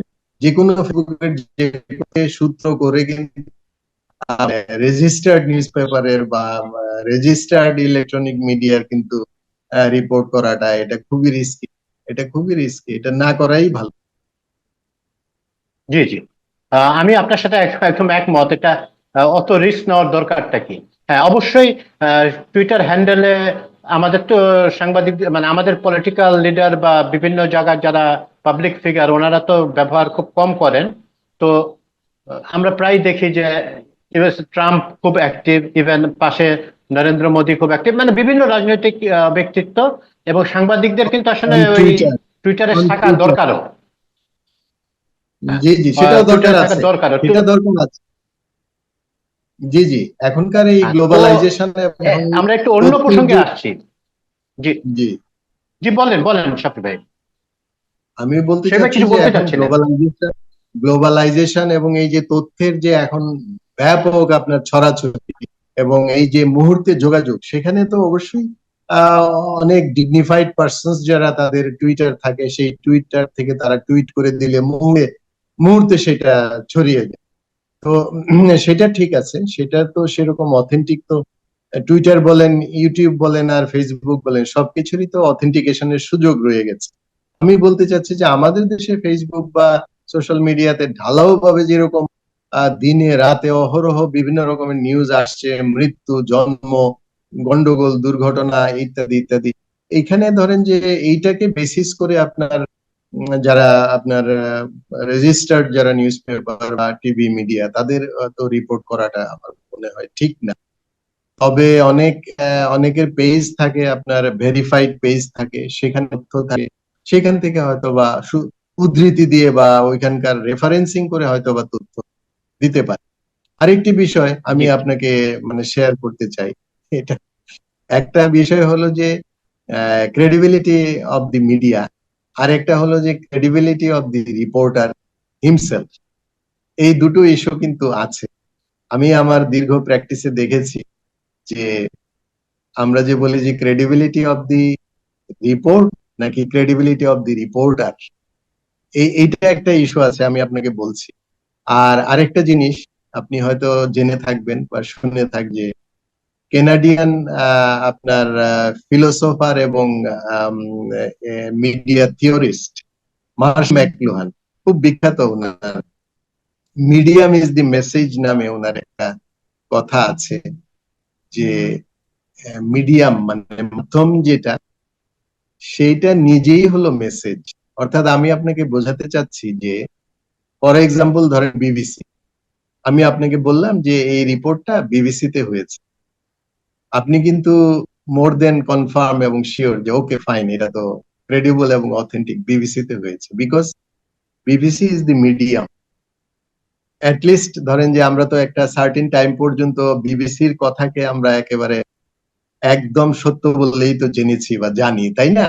সো এখানে দেখেন যে এখনো আপনি এখনো তাদের ক্রেডিবিলিটি অনেক আছে, ক্রেডিবিলিটি শক্তিশালী। আছে, এখন ধরেন যে এখনো আছে ক্রেডিবিলিটি। আমি সেটাই বলছি যে আপনি কিন্তু বিবিসির কন্টেন্টের মধ্যে কি সেইটাতে পড়ে যাচ্ছেন, আগে আপনি শুনেছেন যে দিস হ্যাজ বিন এয়ার্ড অথবা দিস হ্যাজ বিন আপনার মানে প্রিন্টেড বাই বিবিসি। তো ওই নামটা শুনে কিন্তু আপনি কি তথ্যকে বিশ্বাস করে ফেলেছেন, আপনার বিশ্বাস স্থাপন করেছেন। সেইটাই হলো যে মিডিয়াম ইজ দি মেসেজ। অর্থাৎ আপনি ধরেন যে ফর এক্সাম্পল যে এটা বিটিভি বলেছে, তাই না, বাংলাদেশ টেলিভিশন বলেছে, সো আপনার কিন্তু ওই নামেই কিন্তু আপনাকে একটা ইমপ্রেশন এনে দিচ্ছে যে এটা কতটা নির্ভরযোগ্য এবং কতটা আপনার নির্ভরযোগ্য নয়। এইটা আরেকটা জিনিস যেটা আমি বললাম যে credibility of report or credibility of report in house এক্সারসাইজে, সেটাও কিন্তু একটা বিষয়। নিউজ পেপারের আমি অভ্যন্তরীণ কথা বলছি। আপনার একজন রিপোর্টারকে কিন্তু তাকে কিন্তু ফিজিক্যালি ক্রেডিবল হয়ে উঠতে হবে, না হলে আপনি আপনি ধরেন যে আপনি একজন সে রিপোর্ট করছে একটা দুইটা তিনটা, কিন্তু দেখা যাচ্ছে যে তার এই রিপোর্ট গুলোতে হ্যাঁ কিছু কিছু মোটিভেশন থেকে যাচ্ছে। কেন থেকে যাচ্ছে? সেটা তার পার্সোনাল ইন্টারেস্ট বা পার্সোনাল তার যে মানে মত বা তার যে চিন্তা ভাবনা বা তার যে দৃষ্টিভঙ্গি বা পার্টিকুলার ইস্যুতে যে তার যে বিহেভিয়ার, সেইটার কারণে কিন্তু অনেক সময় তথ্যে আপনার কিন্তু ইয়ে হয়ে যাচ্ছে, মানে কিছুটা বিকৃতি বা ঝামেলা হয়ে যাচ্ছে। সুতরাং একটা নিউজ পেপার অফিসে রিপোর্ট কেও ক্রেডিবল হতে হবে, রিপোর্টার হিমসেলফ কেও কিন্তু ক্রেডিবল হতে হবে। এটা হ্যাঁ, আমি ট্রু, ভেরি আমার ট্রু, একটা ধারণা আছে। ভেরি আমি ট্রু। কিন্তু এরকম পেয়েছি, আমি কিন্তু এরকম পেয়েছি, এবং এটা কিন্তু আছে ঢাকা মেডিকেল কলেজে। সেই আপনার 2000 কত, আমি তখন মানে যে ইংলিশ ডেইলিতে কাজ করতাম, সেখানে একজন রিপোর্টার ছিলেন। ঘটনা যা ঘটেছে তিনি তার ঠিক উল্টোটা এনে আমাদের কাছে সাবমিট করেছেন, এবং আমরা সেটা কিন্তু ছেপে দিয়েছি। পরের দিন কিন্তু অন্যান্য কাগজের সঙ্গে আর সেটা মিলছে না, এবং তাকে কিন্তু ধরা হয়েছে এবং তাকে কিন্তু গ্রিল করা হয়েছে যে why have you done this, তুমি এটা কেন করেছো। সদুত্তর দিতে পারে নাই, এবং যেটা প্রফেশনাল অ্যাকশন কিন্তু নেওয়া হয়েছিল। এছাড়াও তো আমি আরো সব কয়েকটা ক্ষেত্রে ক্ষেত্রে, তো, জি জি, জি জি, জি, আরো জি জি, কয়েকটা বলেন। ক্ষেত্রে কিন্তু এরকম আমি দেখেছি যে কি কিছু কিছু মোটিভেশন, পার্সোনাল ওরিয়েন্টেশন, অথবা ফ্রম আউটসাইড ইন্টারভেনশন, মানে অন এ রিপোর্টার, এরকম কিন্তু অনেক সময় থেকে যায়। সেগুলা থেকে কিন্তু মুক্ত হতে হবে। সাংবাদিকতা, জি জি, রিপোর্টিং মুক্ত কিংবা হতে হবে, এডিটিং। কিন্তু জি, জনাব আলম, মুক্ত হতে তো অবশ্যই হবে, কিন্তু আপনারা যেরকম বলছেন যে গ্রিল করছেন, অনেক সময় এটা করা হয় না। রিপোর্টাররা অনেক সময় অনেক বেশি ইনফ্লুয়েন্সিয়াল রিপোর্টারদেরকে অতটা ইয়ে করা হয় না, বাট স্ক্রুটিনির মধ্যে রাখা হয় না। তো সেটা অবশ্য আমরা, এই আলোচনা তো আসলে চলতেই থাকবে, তো এটা তো আসলে গেটকিপার বা নিউজ ম্যানেজারদের যে দায়িত্ব, এবং রিপোর্টারদের যে দায়িত্ব, এর ভিতরে একটা পারফেক্ট কম্বিনেশন না হইলে তো আর হয় না। এটা এটা মানে আদর্শ অবস্থাতে সেটা হতে হয়। আমরা একটু অন্য প্রসঙ্গে আপনার যাই। আরেকটা আপনার জিনিস, আরেকটা কথা আমি বোধহয় আপনার আরেকটা কথা আমি বোধহয় এড়িয়ে গেছি। আপনি বলছিলেন যে একটা নিউজ পেপার বা একটা মিডিয়া দাঁড়াতে কত বছর সময় লাগে এবং কি কারণে দাঁড়াতে পারে না। সেখানে কিন্তু অনেকগুলো কথা এসছে, কন্টেন্ট, স্টোরি টেলিং, এসব জিনিস এসে গেছে। কিন্তু আরেকটা অত্যন্ত ইম্পর্টেন্ট বিষয় হলো, আমি ভাষার কথাও বলেছি। সংবাদপত্রে বিশেষ করে কিন্তু আপনি যেটা গেট কিপার বললেন, those who are involved in gate keeping and taking decisions, giving headlines, এবং যে ফাইনাল প্রেজেন্টেশন দায়িত্ব যার উপরে থাকে, বিশেষ করে যে বার্তা সম্পাদক বা নিউজ এডিটর, তার কিন্তু এখানে বিরাট দায়িত্ব। এই নিউজ পেপারকে বাঁচিয়ে রাখা, বা নিউজ পেপার যদিও সে অনেক সময় মালিকের সঙ্গে তার প্রফেশনাল ইয়ে নিয়ে মিলাতে পারবে না, কিন্তু তারপরেও কিন্তু তার বিরাট দায়িত্ব রয়ে গেছে চেষ্টা করে যাওয়া। তার উপরে কিন্তু একটা পত্রিকার কিন্তু একটা বেঁচে থাকা বা গ্রো করা কিন্তু বিরাট কিন্তু নির্ভর করে, অনেকাংশে নির্ভর করে। আপনি দেখবেন যে অনেক ভালো ভালো পত্রিকা আছে কিন্তু তারা ভালো হেডলাইন দিতে পারে। আমি নাম ধরেই বলতে পারি, ডেইলি স্টারের হেডলাইন গুলো আর the best headlines in the country. তো সেটা কিন্তু একটা বিরাট ক্রেডিট, এবং সেখানে কিন্তু একটা শিল্প নিহিত আছে। এটা কিন্তু পত্রিকাকে বাঁচিয়ে তোলা, গ্রো করানোর ক্ষেত্রে কিন্তু বিরাট ভূমিকা পালন করে। আর যেটা বিষয় যে আমাদের দেশে সাধারণত যেটা দেখা যায়, একটা পত্রিকা বাঁচতে বা গ্রো করতে একটা সার্টেন পিরিয়ড কিন্তু নেয়, এটা নিবে, এটা খুব স্বাভাবিক। মার্কেটও কম্পিটিটিভ, এবং এখানে পাঠকের গ্রহণযোগ্যতা বা পাঠকের লিডারশিপ পাওয়া, আমার মনে হয় যে ধরেন 3-4 বছর সময় লাগতেই পারে এটা। ইভেন কখনো কখনো 5 বছরও লাগে। আবার অনেক কাগজের ক্ষেত্রে দেখা গেছে যে 10-20 বছর ধরে তারা চলেছে একই রকম ভাবে, স্বল্প পরিসরে, কিন্তু তারপরে গিয়ে তারা পিক করেছে এবং সেটা আজ পর্যন্ত তারা ধরে রেখেছে। আমি যদি নাম নিয়েই দ্যাটস যদি ভেরি বলি, গুড। ধরেন ডেইলি স্টার পত্রিকা 90-তে মানে বের হওয়ার পরেই কিন্তু তারা জনপ্রিয়তা পেয়ে যায় নাই, হ্যাঁ, তাই না?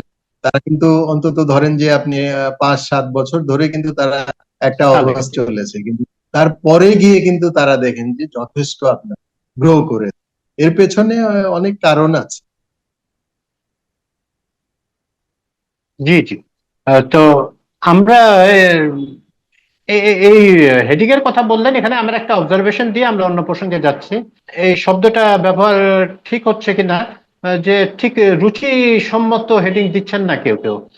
ফাটা বাঁশের চিপা, এরকম এরকম কিছু আপনি জানেন, একটা নতুন পত্রিকা, নতুন সম্পাদনে আসছেন, তো এরকম উনি আসার পর থেকে কিছু কিছু হেডিং দেখা যাচ্ছে যে কথ্য যেসব এক্সপ্রেশন বা কিছু রুরাল যেসব এক্সপ্রেশন এগুলো উনি নিয়ে আসছেন।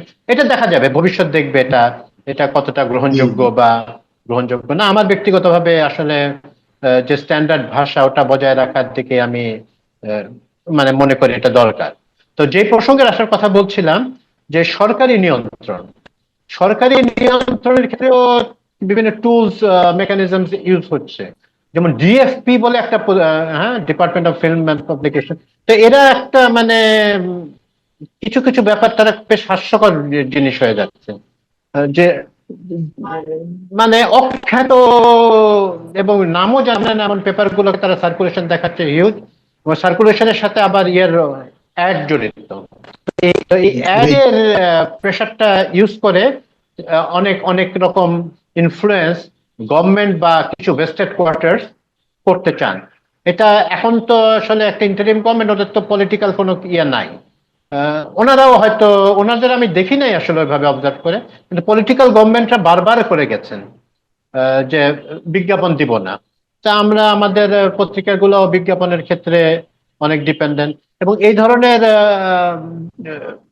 মানে ইনফ্লেটেড, মানে ডেইলি স্টারের থেকে অনেক বেশি একটি ইংরেজি পেপার, প্রথম আলোর থেকে অনেক বেশি আরেকটা বাংলা পেপার এরকম দেখানো হচ্ছে, যেই পেপারটা কেউ কখনো আমরা ছুঁয়েও দেখিনি, বা দেখলে হয়তো নিউজ স্ট্যান্ডে মাঝে কালে বদলে দেখেছি।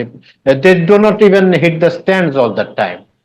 তো এবং সাথে আরেকটা জিনিসও যোগ করে দেই, যে ওয়েজ বোর্ড দেওয়া বা না দেওয়া এগুলো আবার মালিকরা আবার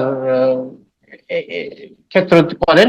ওনারা দেখান যে খুব ওয়েজ বোর্ড দেওয়া হচ্ছে, একটা পত্রিকা ওনারা রিপোর্ট টিপোর্ট এগুলো দেন। তা আমি জানি আপনার ওয়েজ বোর্ড সম্পর্কে আপনার বিশেষ মত আছে। তা আমরা ডিএফপি নিয়ে আপনি যদি কিছু বলেন, বা এবং সরকারি বিজ্ঞাপন, রেট ইত্যাদি, ইনফ্লেটেড সার্কুলেশন ইত্যাদি নিয়ে যদি কিছু বলেন। এটা তো আসলে একটা আপনি কমপ্লিট একটা পলিটিসাইজেশন, একটা কমপ্লিট পলিটিসাইজেশনের ফল এটা। আপনি মানে এখানে বিষয়টা কি, বিষয়টা হলো যে মানে ডিএপির তালিকায় যদি অনেক সার্কুলেশন দেখানো যায়, তাহলে ওই সরকারি বিজ্ঞাপনগুলো আপনার পত্রিকা পাবে। এবং পত্রিকা নিউজ প্রিন্টের যে সাবসিডি, সেটাও কিন্তু একটা ফ্যাক্টর। তো এই এই ধরনের সাপোর্ট গুলো কিন্তু পত্রিকা সরকারের কাছ থেকে পায়। এখন ডিএপি হলো এটার অথরিটি, এই সার্কুলেশন কার কত, কোনটা কত ভালো পত্রিকা সেই প্র্যাকটিক্যালি শো করানোর দায়িত্ব হলো ডিএপি। তো যেটা আগে হয়েছে সেটা আপনি উল্লেখ করলেন যে কিভাবে কিভাবে আসলে মানে এমন সব পত্রিকা যেটার নামও আমরা ঠিক মতো জানি না, দেখা যাচ্ছে যে সেটার সার্কুলেশন মানে বড় বড় পত্রিকা থেকেও বেশি। যেহেতু সার্কুলেশন বেশি, রেট তাদের যে কলাম ইঞ্চি বিজ্ঞাপনের রেটও বেশি, এবং তো তারা সঙ্গত কারণেই মানে এই সরকারি বিভিন্ন তারা বিজ্ঞাপনও তারা পেয়েছে বা পাচ্ছে। এটা ওই এই যে থাকে তাদের একটা টোটাল পলিটাইজেশন। এখন মানে অর্থনীতির যে প্র্যাকটিস গুলো ছিল সেগুলো বাদ দিয়ে নতুন করে অ্যাসেসমেন্ট করছে, নতুন করে তারা সেট করছে। এবং এই বিষয়ে কিন্তু ইংরেজি বাংলা বড় বড় দৈনিকে কিন্তু প্রচুর লেখালেখি হয়েছে এই মোটিভেটেড আপনার লিস্টিং নিয়ে, ক্যাটাগরাইজেশন নিয়ে প্রচুর কথা হয়েছে। সেই প্রেক্ষিতে এখন বোধহয় রিভাইজ করা হচ্ছে। ভালো করা হোক, ঠিক মতো করা হোক, সেটাই আমরা সবাই চাই। যে পত্রিকার সার্কুলেশন একেবারেই নাই সেটাকে যদি আমি 50,000 দেখাই, তার বিজ্ঞাপনের রেট যদি অন্য কোনো লার্জলি সার্কুলেটেড ডেইলির মতো দেখে, তো সেখানে তো মানে ভালো কাগজগুলো বলতে হবে। আরেকটা বিষয় হলো দেখেন, সংবাদপত্র কিন্তু আসলে এখন প্রাইভেট সেক্টর এন্টারপ্রাইজ হয়ে গেছে। এটা কিন্তু এখন আর সরকারের মানে সরকারের আর্থিক আনুকূল্য নিয়ে কিন্তু আসলে গণমাধ্যম এখনকার যুগে আসলে হুঁশিয়ার ওইভাবে কিন্তু গ্রো করতে পারছে না, পারবেও না। এটা এখন কম্পিটিটিভ, এটা এখন প্রাইভেট সেক্টর। এখন আমাদের এখানে ওয়েস্ট বোর্ড সরকার কেন ঘোষণা করে, যেহেতু সরকারের কিছু ইনভলভমেন্ট এখানে আছে through giving advertisements to newspapers and also giving আপনার subsidy benefits for news print to the newspaper. এই ধরনের সাপোর্ট গুলোর কারণে কিন্তু সরকার কিন্তু আবার ওই ওয়েজ বোর্ডটা গঠন করে দেয়। এই ওয়েজ বোর্ড স্ট্রাকচার মেনটেন না করেন আপনাদের স্টাফদের জন্য, তাহলে আমরা কিন্তু আপনাদেরকে ওই বিজ্ঞাপন এবং ওই নিউজ প্রিন্টের সাবসিডি আর অন্যান্য সুবিধা এগুলো কিন্তু আমরা দিতে পারবো না বা দিব না। তো সেই কারণেই কিন্তু এইটা নিয়ে এত মোটিভেশন হয়েছে বা হচ্ছে। কিন্তু আলটিমেটলি আপনাকে কিন্তু কিন্তু আপনাকে ওই প্রাইভেট সেক্টর কম্পিটিটিভ মানে একটা এনভায়রনমেন্টেই কিন্তু আপনাকে যেতে হবে। আপনি সরকারি প্যাট্রোনাইজেশন নিয়ে ইন্ডিয়া চালানোর কালচার বা সেই যুগ এখন কিন্তু আর নাই। সো আপনাকে কিন্তু মিডিয়াকে কিন্তু এক সময়ে গিয়ে কিন্তু ইন্ডিপেন্ডেন্টলি কাজ করতে হবে, ইন্ডিপেন্ডেন্টলি তাদেরকে ইয়ে করতে হবে। তবে হ্যাঁ, এখানে তো গভর্নমেন্টের অবশ্যই একটা নিয়ন্ত্রণ এবং অবশ্যই একটা দেখভাল থাকতেই হবে, কারণ প্রাইভেট সেক্টর মানেই তো তার যাচ্ছে তাই খুশি মতো সে বেতন দেওয়া বা যা তা করা, সেটা তো পসিবল না। একটা স্ট্রাকচারড ওয়েতে থাকার জন্য অবশ্যই সরকারের ইনভলভমেন্ট থাকবে, কিন্তু এইভাবে না যে মানে আপনার আমি আমার পত্রিকা এক কপি সার্কুলেশন নাই, কিন্তু আমি ওই ডিএফপির কাছ থেকে ওইগুলা দেখাই আমি বিজ্ঞাপন আনছি, আমি নিউজ এর ফ্যাসিলিটি নিচ্ছি। This should stop. এইসব কালচার তো আসলে এই পত্রিকা জগতের জন্য ক্ষতিকর বলে আমি মনে করি। জি জি, এটা আসলে তো ইটস ফ্রি মার্কেট ইকোনমি আমরা বারবার বলি। তো এখানে একটা ওরকম ওয়েজ বোর্ড চাপিয়ে দেওয়া, আরোপিত একটা ওয়েজ বোর্ড, এবং এটাকে অ্যাবিউজও করা হয় যে আসলে ওয়েজ বোর্ড দেয় না, কিন্তু তারা কোনোভাবে ডিএফপি কে কনভিন্স করে বা মিনিস্ট্রি গুলোকে কনভিন্স করে যে ওয়েজ বোর্ড আমরা দিচ্ছি ইমপ্লিমেন্ট সবাইকে, করছি। আমরা হ্যাঁ, ইমপ্লিমেন্ট।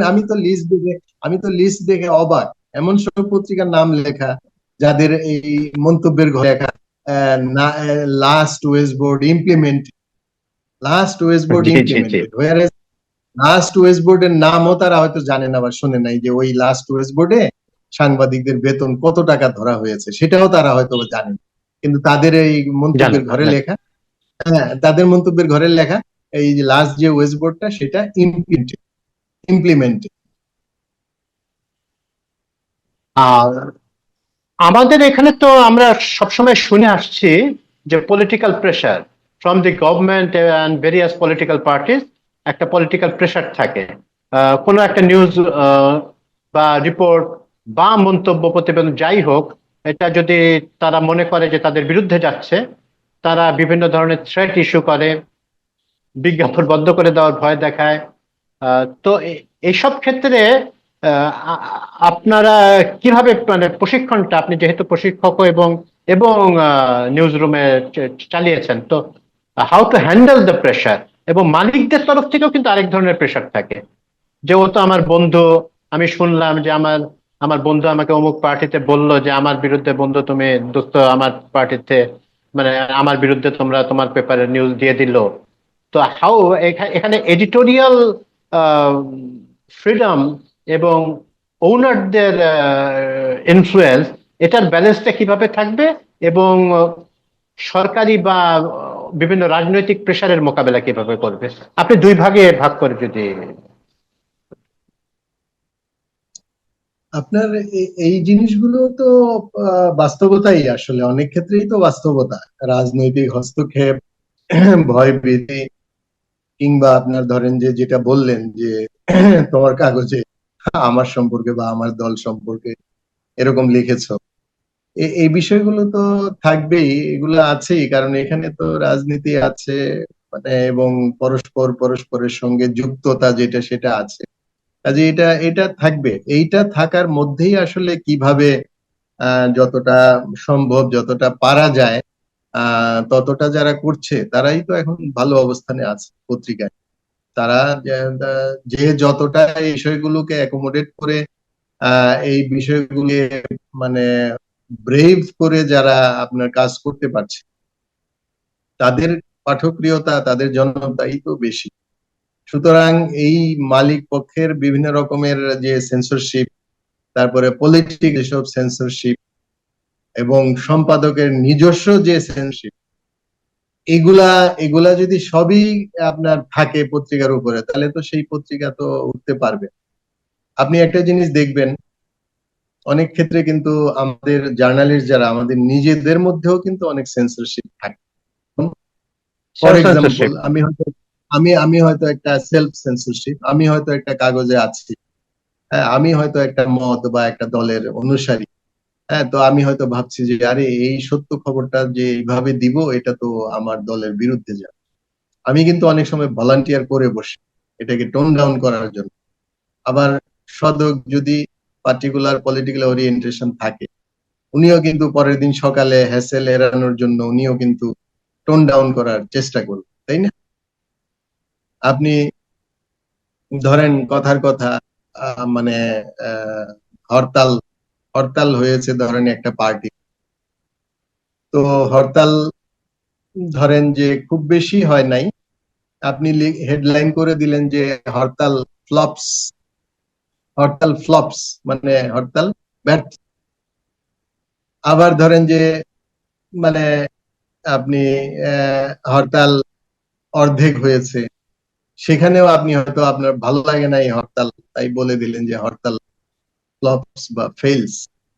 হ্যাঁ, আবার ধরেন যে স্বতঃস্ফূর্ত হরতাল পালিত হয়েছে, সেখানেও কিন্তু অনেক সময় অনেকে টোন ডাউন করার চেষ্টা করে যে কি মানে মুখের কি দায়সারা হরতাল পালিত নাকি, এই ধরনের কিন্তু বিভিন্ন মেকানিজম কিন্তু আছে, এগুলা এগুলা কিন্তু করা হয়েছে। সবসময় যে আপনার মানে সরকার থেকে বা পাওয়ারফুল কোয়ার্টার থেকে যে চাপ দিয়ে সবকিছু করানো হয় তা কিন্তু না। শত স্বপ্রণোদিত হয়েও কিন্তু অনেকে এই সেন্সরশিপের মধ্যে যায় বা পড়ে। কিন্তু আমাদের এই পলিটিক্যাল কালচার বা এই সোসাইটিতে তো উচ্চ মহলের অনেক সময় পছন্দ অপছন্দ থাকেই, বা এটা তো আমরা জানি, অনেক ক্ষেত্রেই এই ধরনের ঘটনা প্রকাশ করা হয়েছে বা বলা হয়েছে। তো সেটা আছে, সেটা আমিও স্বীকার করি যে আসলে তো কিছু কিছু তো সমস্যা আছেই।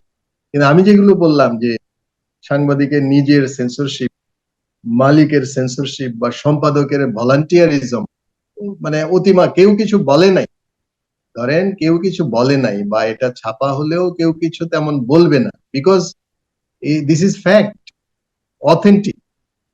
কিন্তু তারপরেও হয়তো দেখা গেল যে এই সম্পাদক মহোদয়ের ওরিয়েন্টেশন একটু অন্যরকম, তিনি এটাকে ঠিক ওইভাবে দিতে চাচ্ছেন, তিনি এটাকে নানান ভাবে আপনার শিরোনামে বলেন বা এটার সংবাদের বডিতে বলেন, বিভিন্ন ভাবে উনি টুইস্ট করছেন।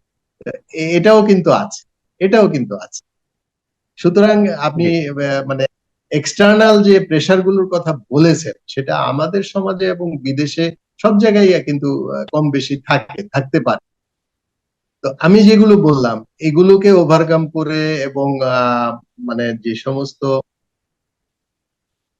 দুর্লঙ্ঘনীয় যে সমস্ত প্রেসার আছে সেগুলাকেও কম বেশি অ্যাকোমোডেট করে যারা পথ চলতে পারে তারাই তো ভালো আছে, তারাই তো ভালো করছে। কিন্তু উপর মহল থেকে কোনো প্রেসার আসে নাই, কেউ কিছু বলেও নাই, তারপরেও আমি সেন্সরশিপ করে বসে আছি। অর্থাৎ সেন্সরশিপ মানে কি, মানে আমার সংবাদের যে ভাষা, আমার সংবাদের যে ফ্যাক্ট, আমার সংবাদের যে শিরাম, সব দিকে আমি মানে মেকানিজম, আমি কি কথাটা বোঝাতে পেরেছি? আমি মেকানিজম করছি। জি জি, ক্লিয়ার। এটা তো আর এক্সটার্নাল কোনো দোষ না। এটা তো ইন্টারনাল ইস্যু, এটা তো আমাদের নিজেদের ইস্যু। আমি এখন একটা এক্সাম্পল দেখাই, ধরেন মানে মানে আমি তো আগেই বলেছি যে সচেতন এবং শিক্ষিত পাঠকরাই সংবাদপত্র পড়ে, হ্যাঁ, বা তারা দেখে।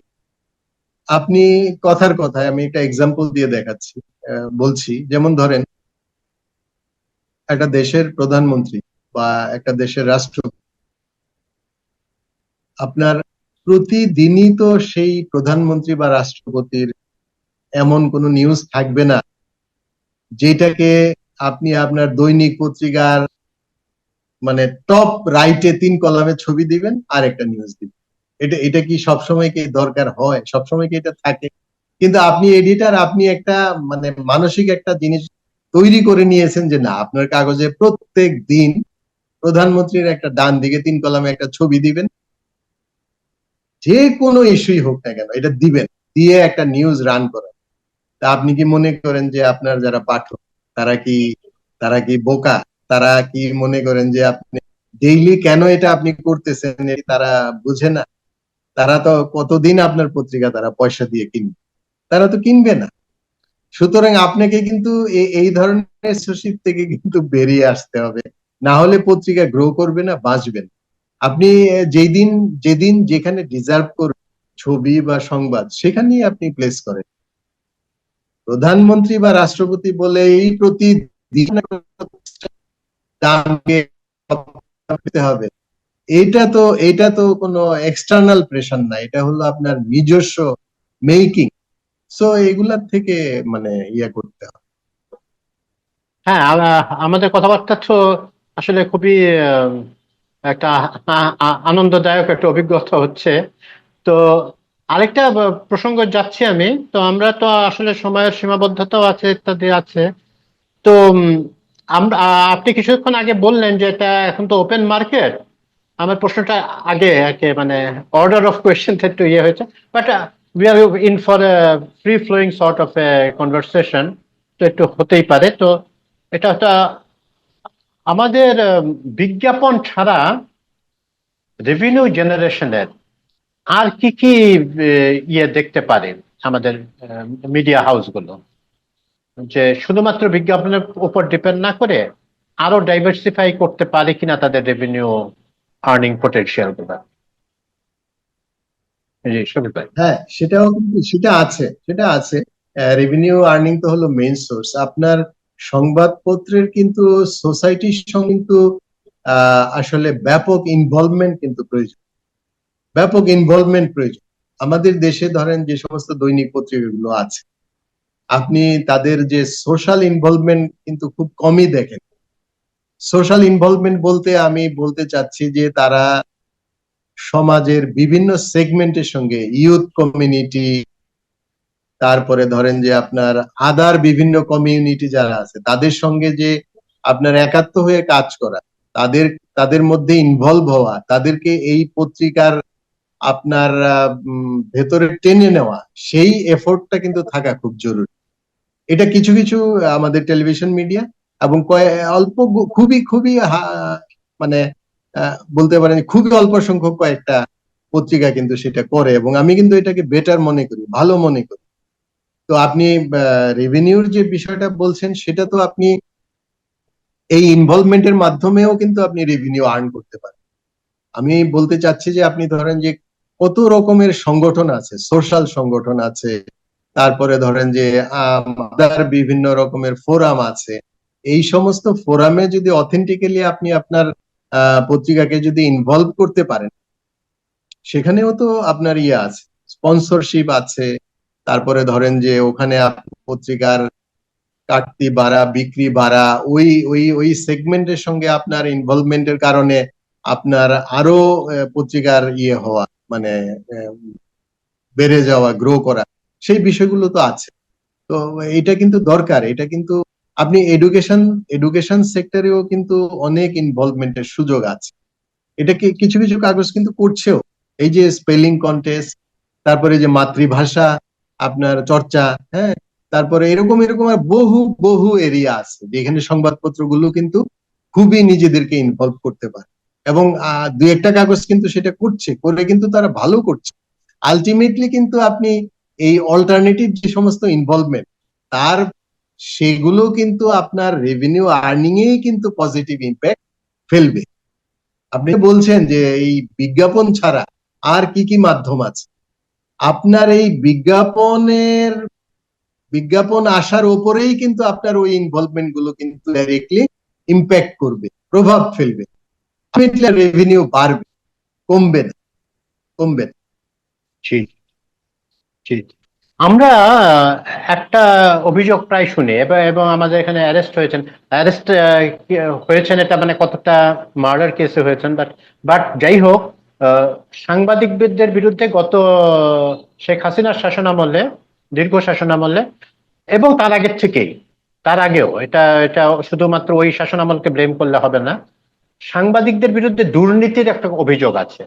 যেই সাংবাদিকদের কাজ হচ্ছে মানে দুর্নীতি উদ্ঘাটন করা এবং প্রকাশ করা। হ্যাঁ, শেখ হাসিনার আমলেও বালিশ কাণ্ড টালিশ কাণ্ড ইত্যাদি নিয়ে অনেক দুর্নীতির নিউজ রিভিল হয়েছে, কিন্তু সাংবাদিকরা নিজেরা সরাসরি দুর্নীতির সাথে জড়িত এমন অভিযোগ আছে। এবং এই অভিযোগ একেবারে ফেলে দেওয়ার মতো না। এটা এটা আমি ব্যক্তিগতভাবে যে কাজ করেছি, আপনার অভিজ্ঞতা আমি জানি না, মানে মাস্ট বি কোয়াইট সিমিলার। আমাদের রিপোর্টাররা কিছু কিছু বিটের রিপোর্টারদের কে খুশি করার জন্য বিভিন্ন প্যাকেট পাঠানো হয়। আমাদের ডেস্কের কিছু কিছু জায়গায় ইভেন প্রেস রিলিজ ছাপায় দাও, আমারটা বা নিউজ আকারে ছাপাও, প্রেস রিলিজ ছাপাও না, নিউজ আকারে তুমি করে দাও কোনো রকমে, মাস গেলে এত টাকা দেওয়া হবে। এগুলা কিন্তু আমাদের একেবারে চিহ্নিত কিছু মানুষ করে থাকেন। প্রশ্নটা অপ্রিয় আমাদের সাংবাদিকদের কাছে, ওনারা এই ধরনের আত্মসমালোচনা আমরা করি না। আহ, কিন্তু এই ধরনের প্রস্তাবও নিয়ে আসা হয় আমাদের কাছে, আসা হয়েছে। তো এই ইন্টারনাল দুর্নীতির ব্যাপারে আপনার, if you shed some light on it and how to get rid of this phenomenon.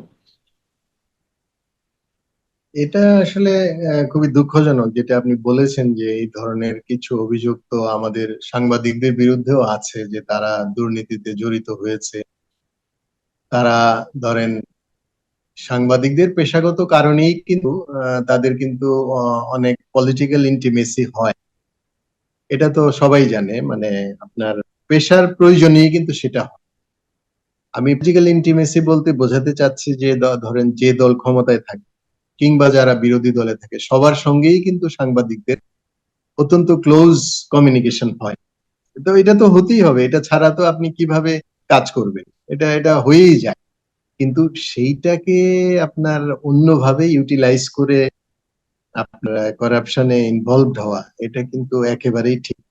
আর এই যে ক্ষমতার কাছাকাছি যাওয়া, আমাদের আমাদের কিছু কিছু সাংবাদিক বন্ধুদের ক্ষেত্রে এটা দেখা গেছে যে তারা ধরেন, আমি নির্দিষ্ট কোনো সরকারের কথা বলছি না, এটা কিন্তু কম বেশি সবসময় ক্ষমতার কাছাকাছি যায় এবং তারা বেশ কিছু তারা উপার্জন করে। তো এটা এটা কিন্তু খুব দুঃখজনক। দরকার নেই, এটার দরকার নেই। কারণ আপনি দেখেন আপনি দেখেন যে যে সমস্ত সাংবাদিকদের বিরুদ্ধে এই ধরনের অভিযোগ আছে, তাদের সম্পর্কে সমাজের এবং সাংবাদিক কমিউনিটির কি ধরনের অ্যাটিচিউড বা কি ধরনের দৃষ্টিভঙ্গি, আর যাদের বিরুদ্ধে নাই তাদের কিরকম গ্রহণযোগ্যতা, তাদের কিরকম আপনার জনপ্রিয়তা, এটা তো এখানে পরিষ্কার। সুতরাং ওই ধরনের আমি মনে করি যে আসলে এই সমস্ত এই পলিটিক্যাল ইন্টিমেসি এবং এই ক্ষমতার কাছাকাছি গিয়ে কোন রকমের কোন আপনার মিসডিড করা, এটা কিন্তু খুবই দুঃখজনক। এবং এটা আমি বলছি বারবারই যে এটা তো প্রয়োজন নাই, এটা কোনো দরকার নেই। যেটুকু আছে আপনার, আপনি সেটুকু দিয়েই কিন্তু ভালো থাকতে পারেন। এবং এই যাদের কথা বললাম যে যাদের বিরুদ্ধে কোনো অভিযোগ নাই এবং যারা মোটামুটি পেশাদার এবং ভালোভাবেই কাজ করছে, তাদের কিন্তু বিরাট গ্রহণযোগ্যতা এবং বিরাট সুনাম রয়ে গেছে। পাশাপাশি যে কয়েকজনের বিরুদ্ধে এই ধরনের অ্যালিগেশন এসেছে, হয়তো সত্যি বা মিথ্যা সেটা পরে প্রমাণ হবে, বাট কম বেশি যেটা জানা যায় বা শোনা যায় বা দেখা যায়, সেটা তো আসলে ঠিক না। এবং এটা এটার দরকার নেই, এটা কোনো দরকারই নেই, এটার দরকার নেই। তা আমরা আশা করব যে আমাদের এই প্রফেশন থেকে ওনারা আস্তে আস্তে আউটস্টেড হয়ে যাবেন, ইজ আউট হয়ে যাবেন, যারা দুর্নীতির সঙ্গে জড়িত। কিছু দুর্নীতি তো থাকবেই, সব সেক্টরে থাকে। আহ, কিন্তু ব্যাপক মাত্রায় দুর্নীতি যে এগুলোর থেকে তো বেরোয় আসতে হবে। অভিযোগই বা আসবে কেন? মানে একটা স্মোক থাকলে তো ফায়ারের সংখ্যা থাকতে পারে। হ্যাঁ, সবার বিরুদ্ধে তো অভিযোগ আসে না। তো আসবে না, কেন? আসবে না। এটা আমি সবার আমার, বিরুদ্ধে হ্যাঁ, অভিযোগ আমার অভিযোগ সবার বিরুদ্ধে আসবে না, আসবে না, হ্যাঁ, আসেও না। কিন্তু আসেও না। একটা জিনিস আমরা লক্ষ্য করেছিলাম, যে বিগত সরকার আমলে সবসময় আমরা ক্ষমতার কাছাকাছি থাকতে চাই, সাংবাদিক অটোমেটিক্যালি যায়, তার তার পেশার নেচার অফ দ্য প্রয়োজন। জব ইজ সাচ যে, হ্যাঁ, nature of the job is such তার যেতেই হয়। তা একটা জিনিস আমরা দেখেছি, যেমন আমাদের একজন বড় ভাই বা ঘনিষ্ঠ, উনি বলতেন যে এই শেখ হাসিনা যেসব প্রেস কনফারেন্স করতেন বিদেশ থেকে এসে, যে প্রশ্ন নয় প্রশংসা করতে এসেছি, এরকম একটা একদল এবং এখানে তো সম্পাদকদের থাকারও দরকার নাই। তো নিশ্চয়ই কোনো একটা বেনিফিটের জন্যই তারা করতেন, বা ইট বিটস মি, এটা এটা কিছু উজ্জ্বল ব্যতিক্রম ছিলেন যারা কিছু পয়েন্টেড কোয়েশ্চেন করতেন, কিন্তু প্রথমেই শুরু হতো বেশিরভাগ ক্ষেত্রে যে আমরা মহান, আপনার বাবা এই করেছে, আপনি এই করেছেন, এই ধরনের কথাবার্তা আহ, হতো। এবং আরেকটা প্রবণতা আমরা লক্ষ্য করেছি যে সাংবাদিকরা বা রিপোর্টাররা যে যে ধরনের রিপোর্ট করতেন, তারা কঠিন রিপোর্ট করতেন, মন্ত্রীদের বিরুদ্ধেও রিপোর্ট করতেন, কিন্তু শেখ হাসিনা এবং তার পরিবার, তারা যেন মানে মানে কি বলবো, যে আনটাচেবল, তারা দেবদেবী, তাদের মানে স্যাক্রোস্যান্ট, এবং ব্লাসফেমি হয়ে যাবে শেখ হাসিনার বিরুদ্ধে কিছু বললে। এই প্রবণতা তো ছিল, আপনি কি বলেন? আপনি যে প্রেস হ্যাঁ, কনফারেন্স গুলোর কথা বললেন, যে প্রেস কনফারেন্স গুলোর কথা বললেন, সেগুলো তো আমরা সবাই এই প্রেস কনফারেন্স গুলো দেখেছি, এবং সেখানে কি ধরনের প্র্যাকটিস হয়েছে সেটা তো আর বলাই বাহুল্য। কিন্তু আপনি একটা জিনিস খেয়াল করেছেন, ওই সব প্রেস কনফারেন্সে যায় নাই এরকমও কিন্তু কিছু সম্পাদক, কিছু সিনিয়র সাংবাদিক কিন্তু আছে, কোনোদিনই যায় নাই, কখনো যায় নাই। এরকমও কিছু সিনিয়র জার্নালিস্ট এবং সিনিয়র এডিটার্স কিন্তু আছে। তো আপনি এই তাদের রিগার্ড আপনি খেয়াল করেন, তাদের রিগার্ড ফ্রম রিডার্স এবং অডিয়েন্স এবং সোসাইটি, তাদের প্রতি কিরকম রিগার্ড। আর যারা এই দিনের পর দিন গিয়ে ওখানে এই যে যে আপনি যেটা বললেন যে কিসের সাংবাদিকতা, মানে তোষণ এবং যে আপনার এইসব মানে,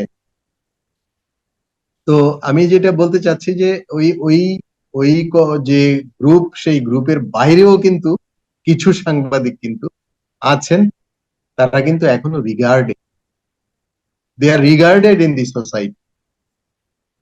সো এটা তো আমরা পরিষ্কারই বুঝি যে আসলে কোনটা করা উচিত, কোনটা করা উচিত।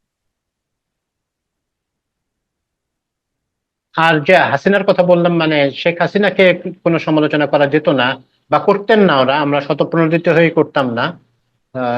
যদিও বিভিন্ন তার কাছের লোক বা মন্ত্রী টন্ত্রী, শেখ হাসিনা বা তার পরিবারকে করা হতো না।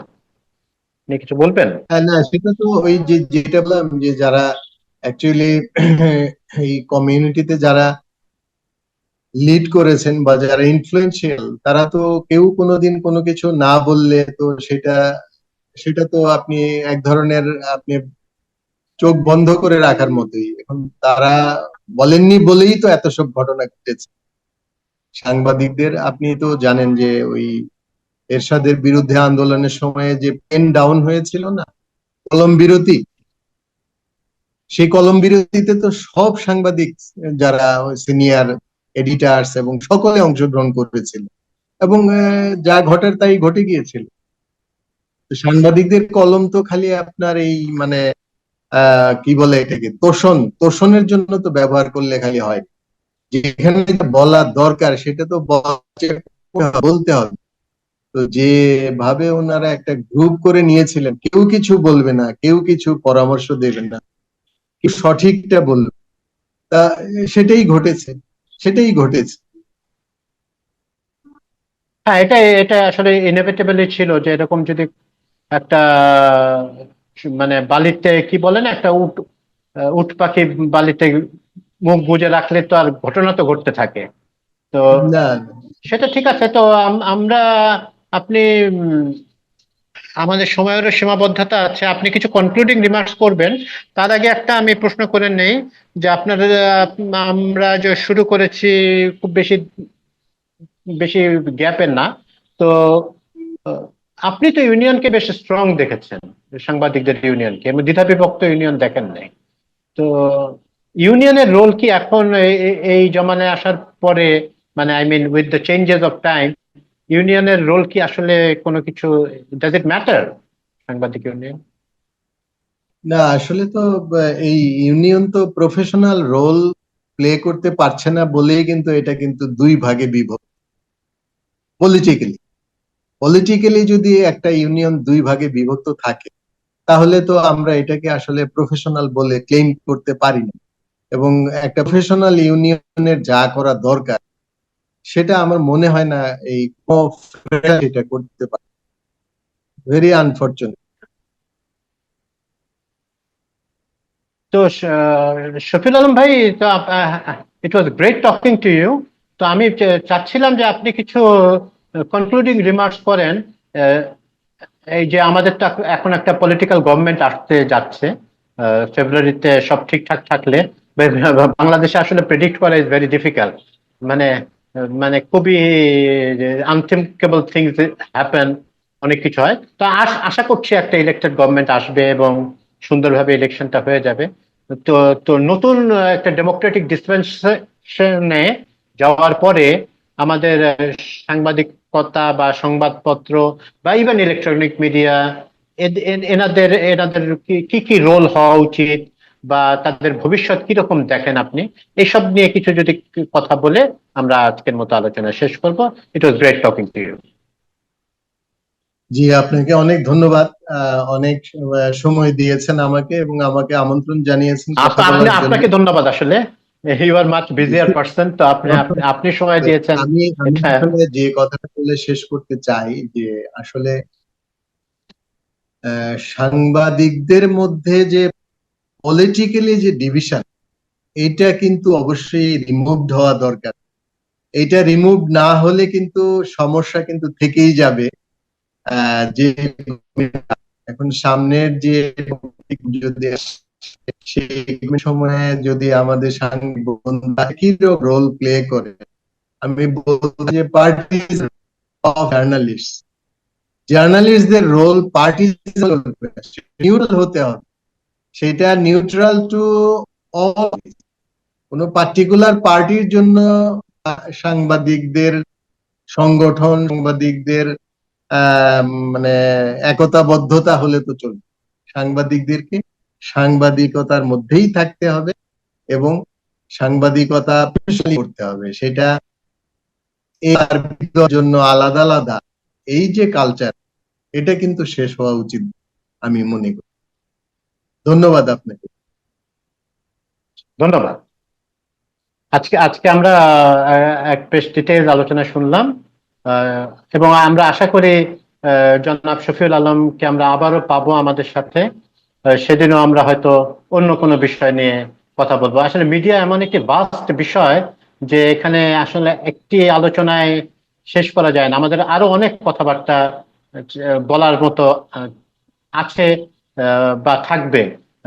কারণ আমরা বলতে আমাদের ইন ফিউচার মেবি কিভাবে ইভলভ হচ্ছে আমাদের জার্নালিজম এবং আমাদের আহ, পেশাদারিত্ব এবং পেশা হিসেবে জার্নালিজমকে নেওয়াটা, বা সেরকম ব্রাইট ছেলেমেয়েরা কি আসছেন কিনা সাংবাদিকতায়, ইভেন সাংবাদিকতা, এইসব নানা বিষয় নিয়ে আমরা ভবিষ্যতেও আশা করি শফিউল আলম ভাইকে পাবো।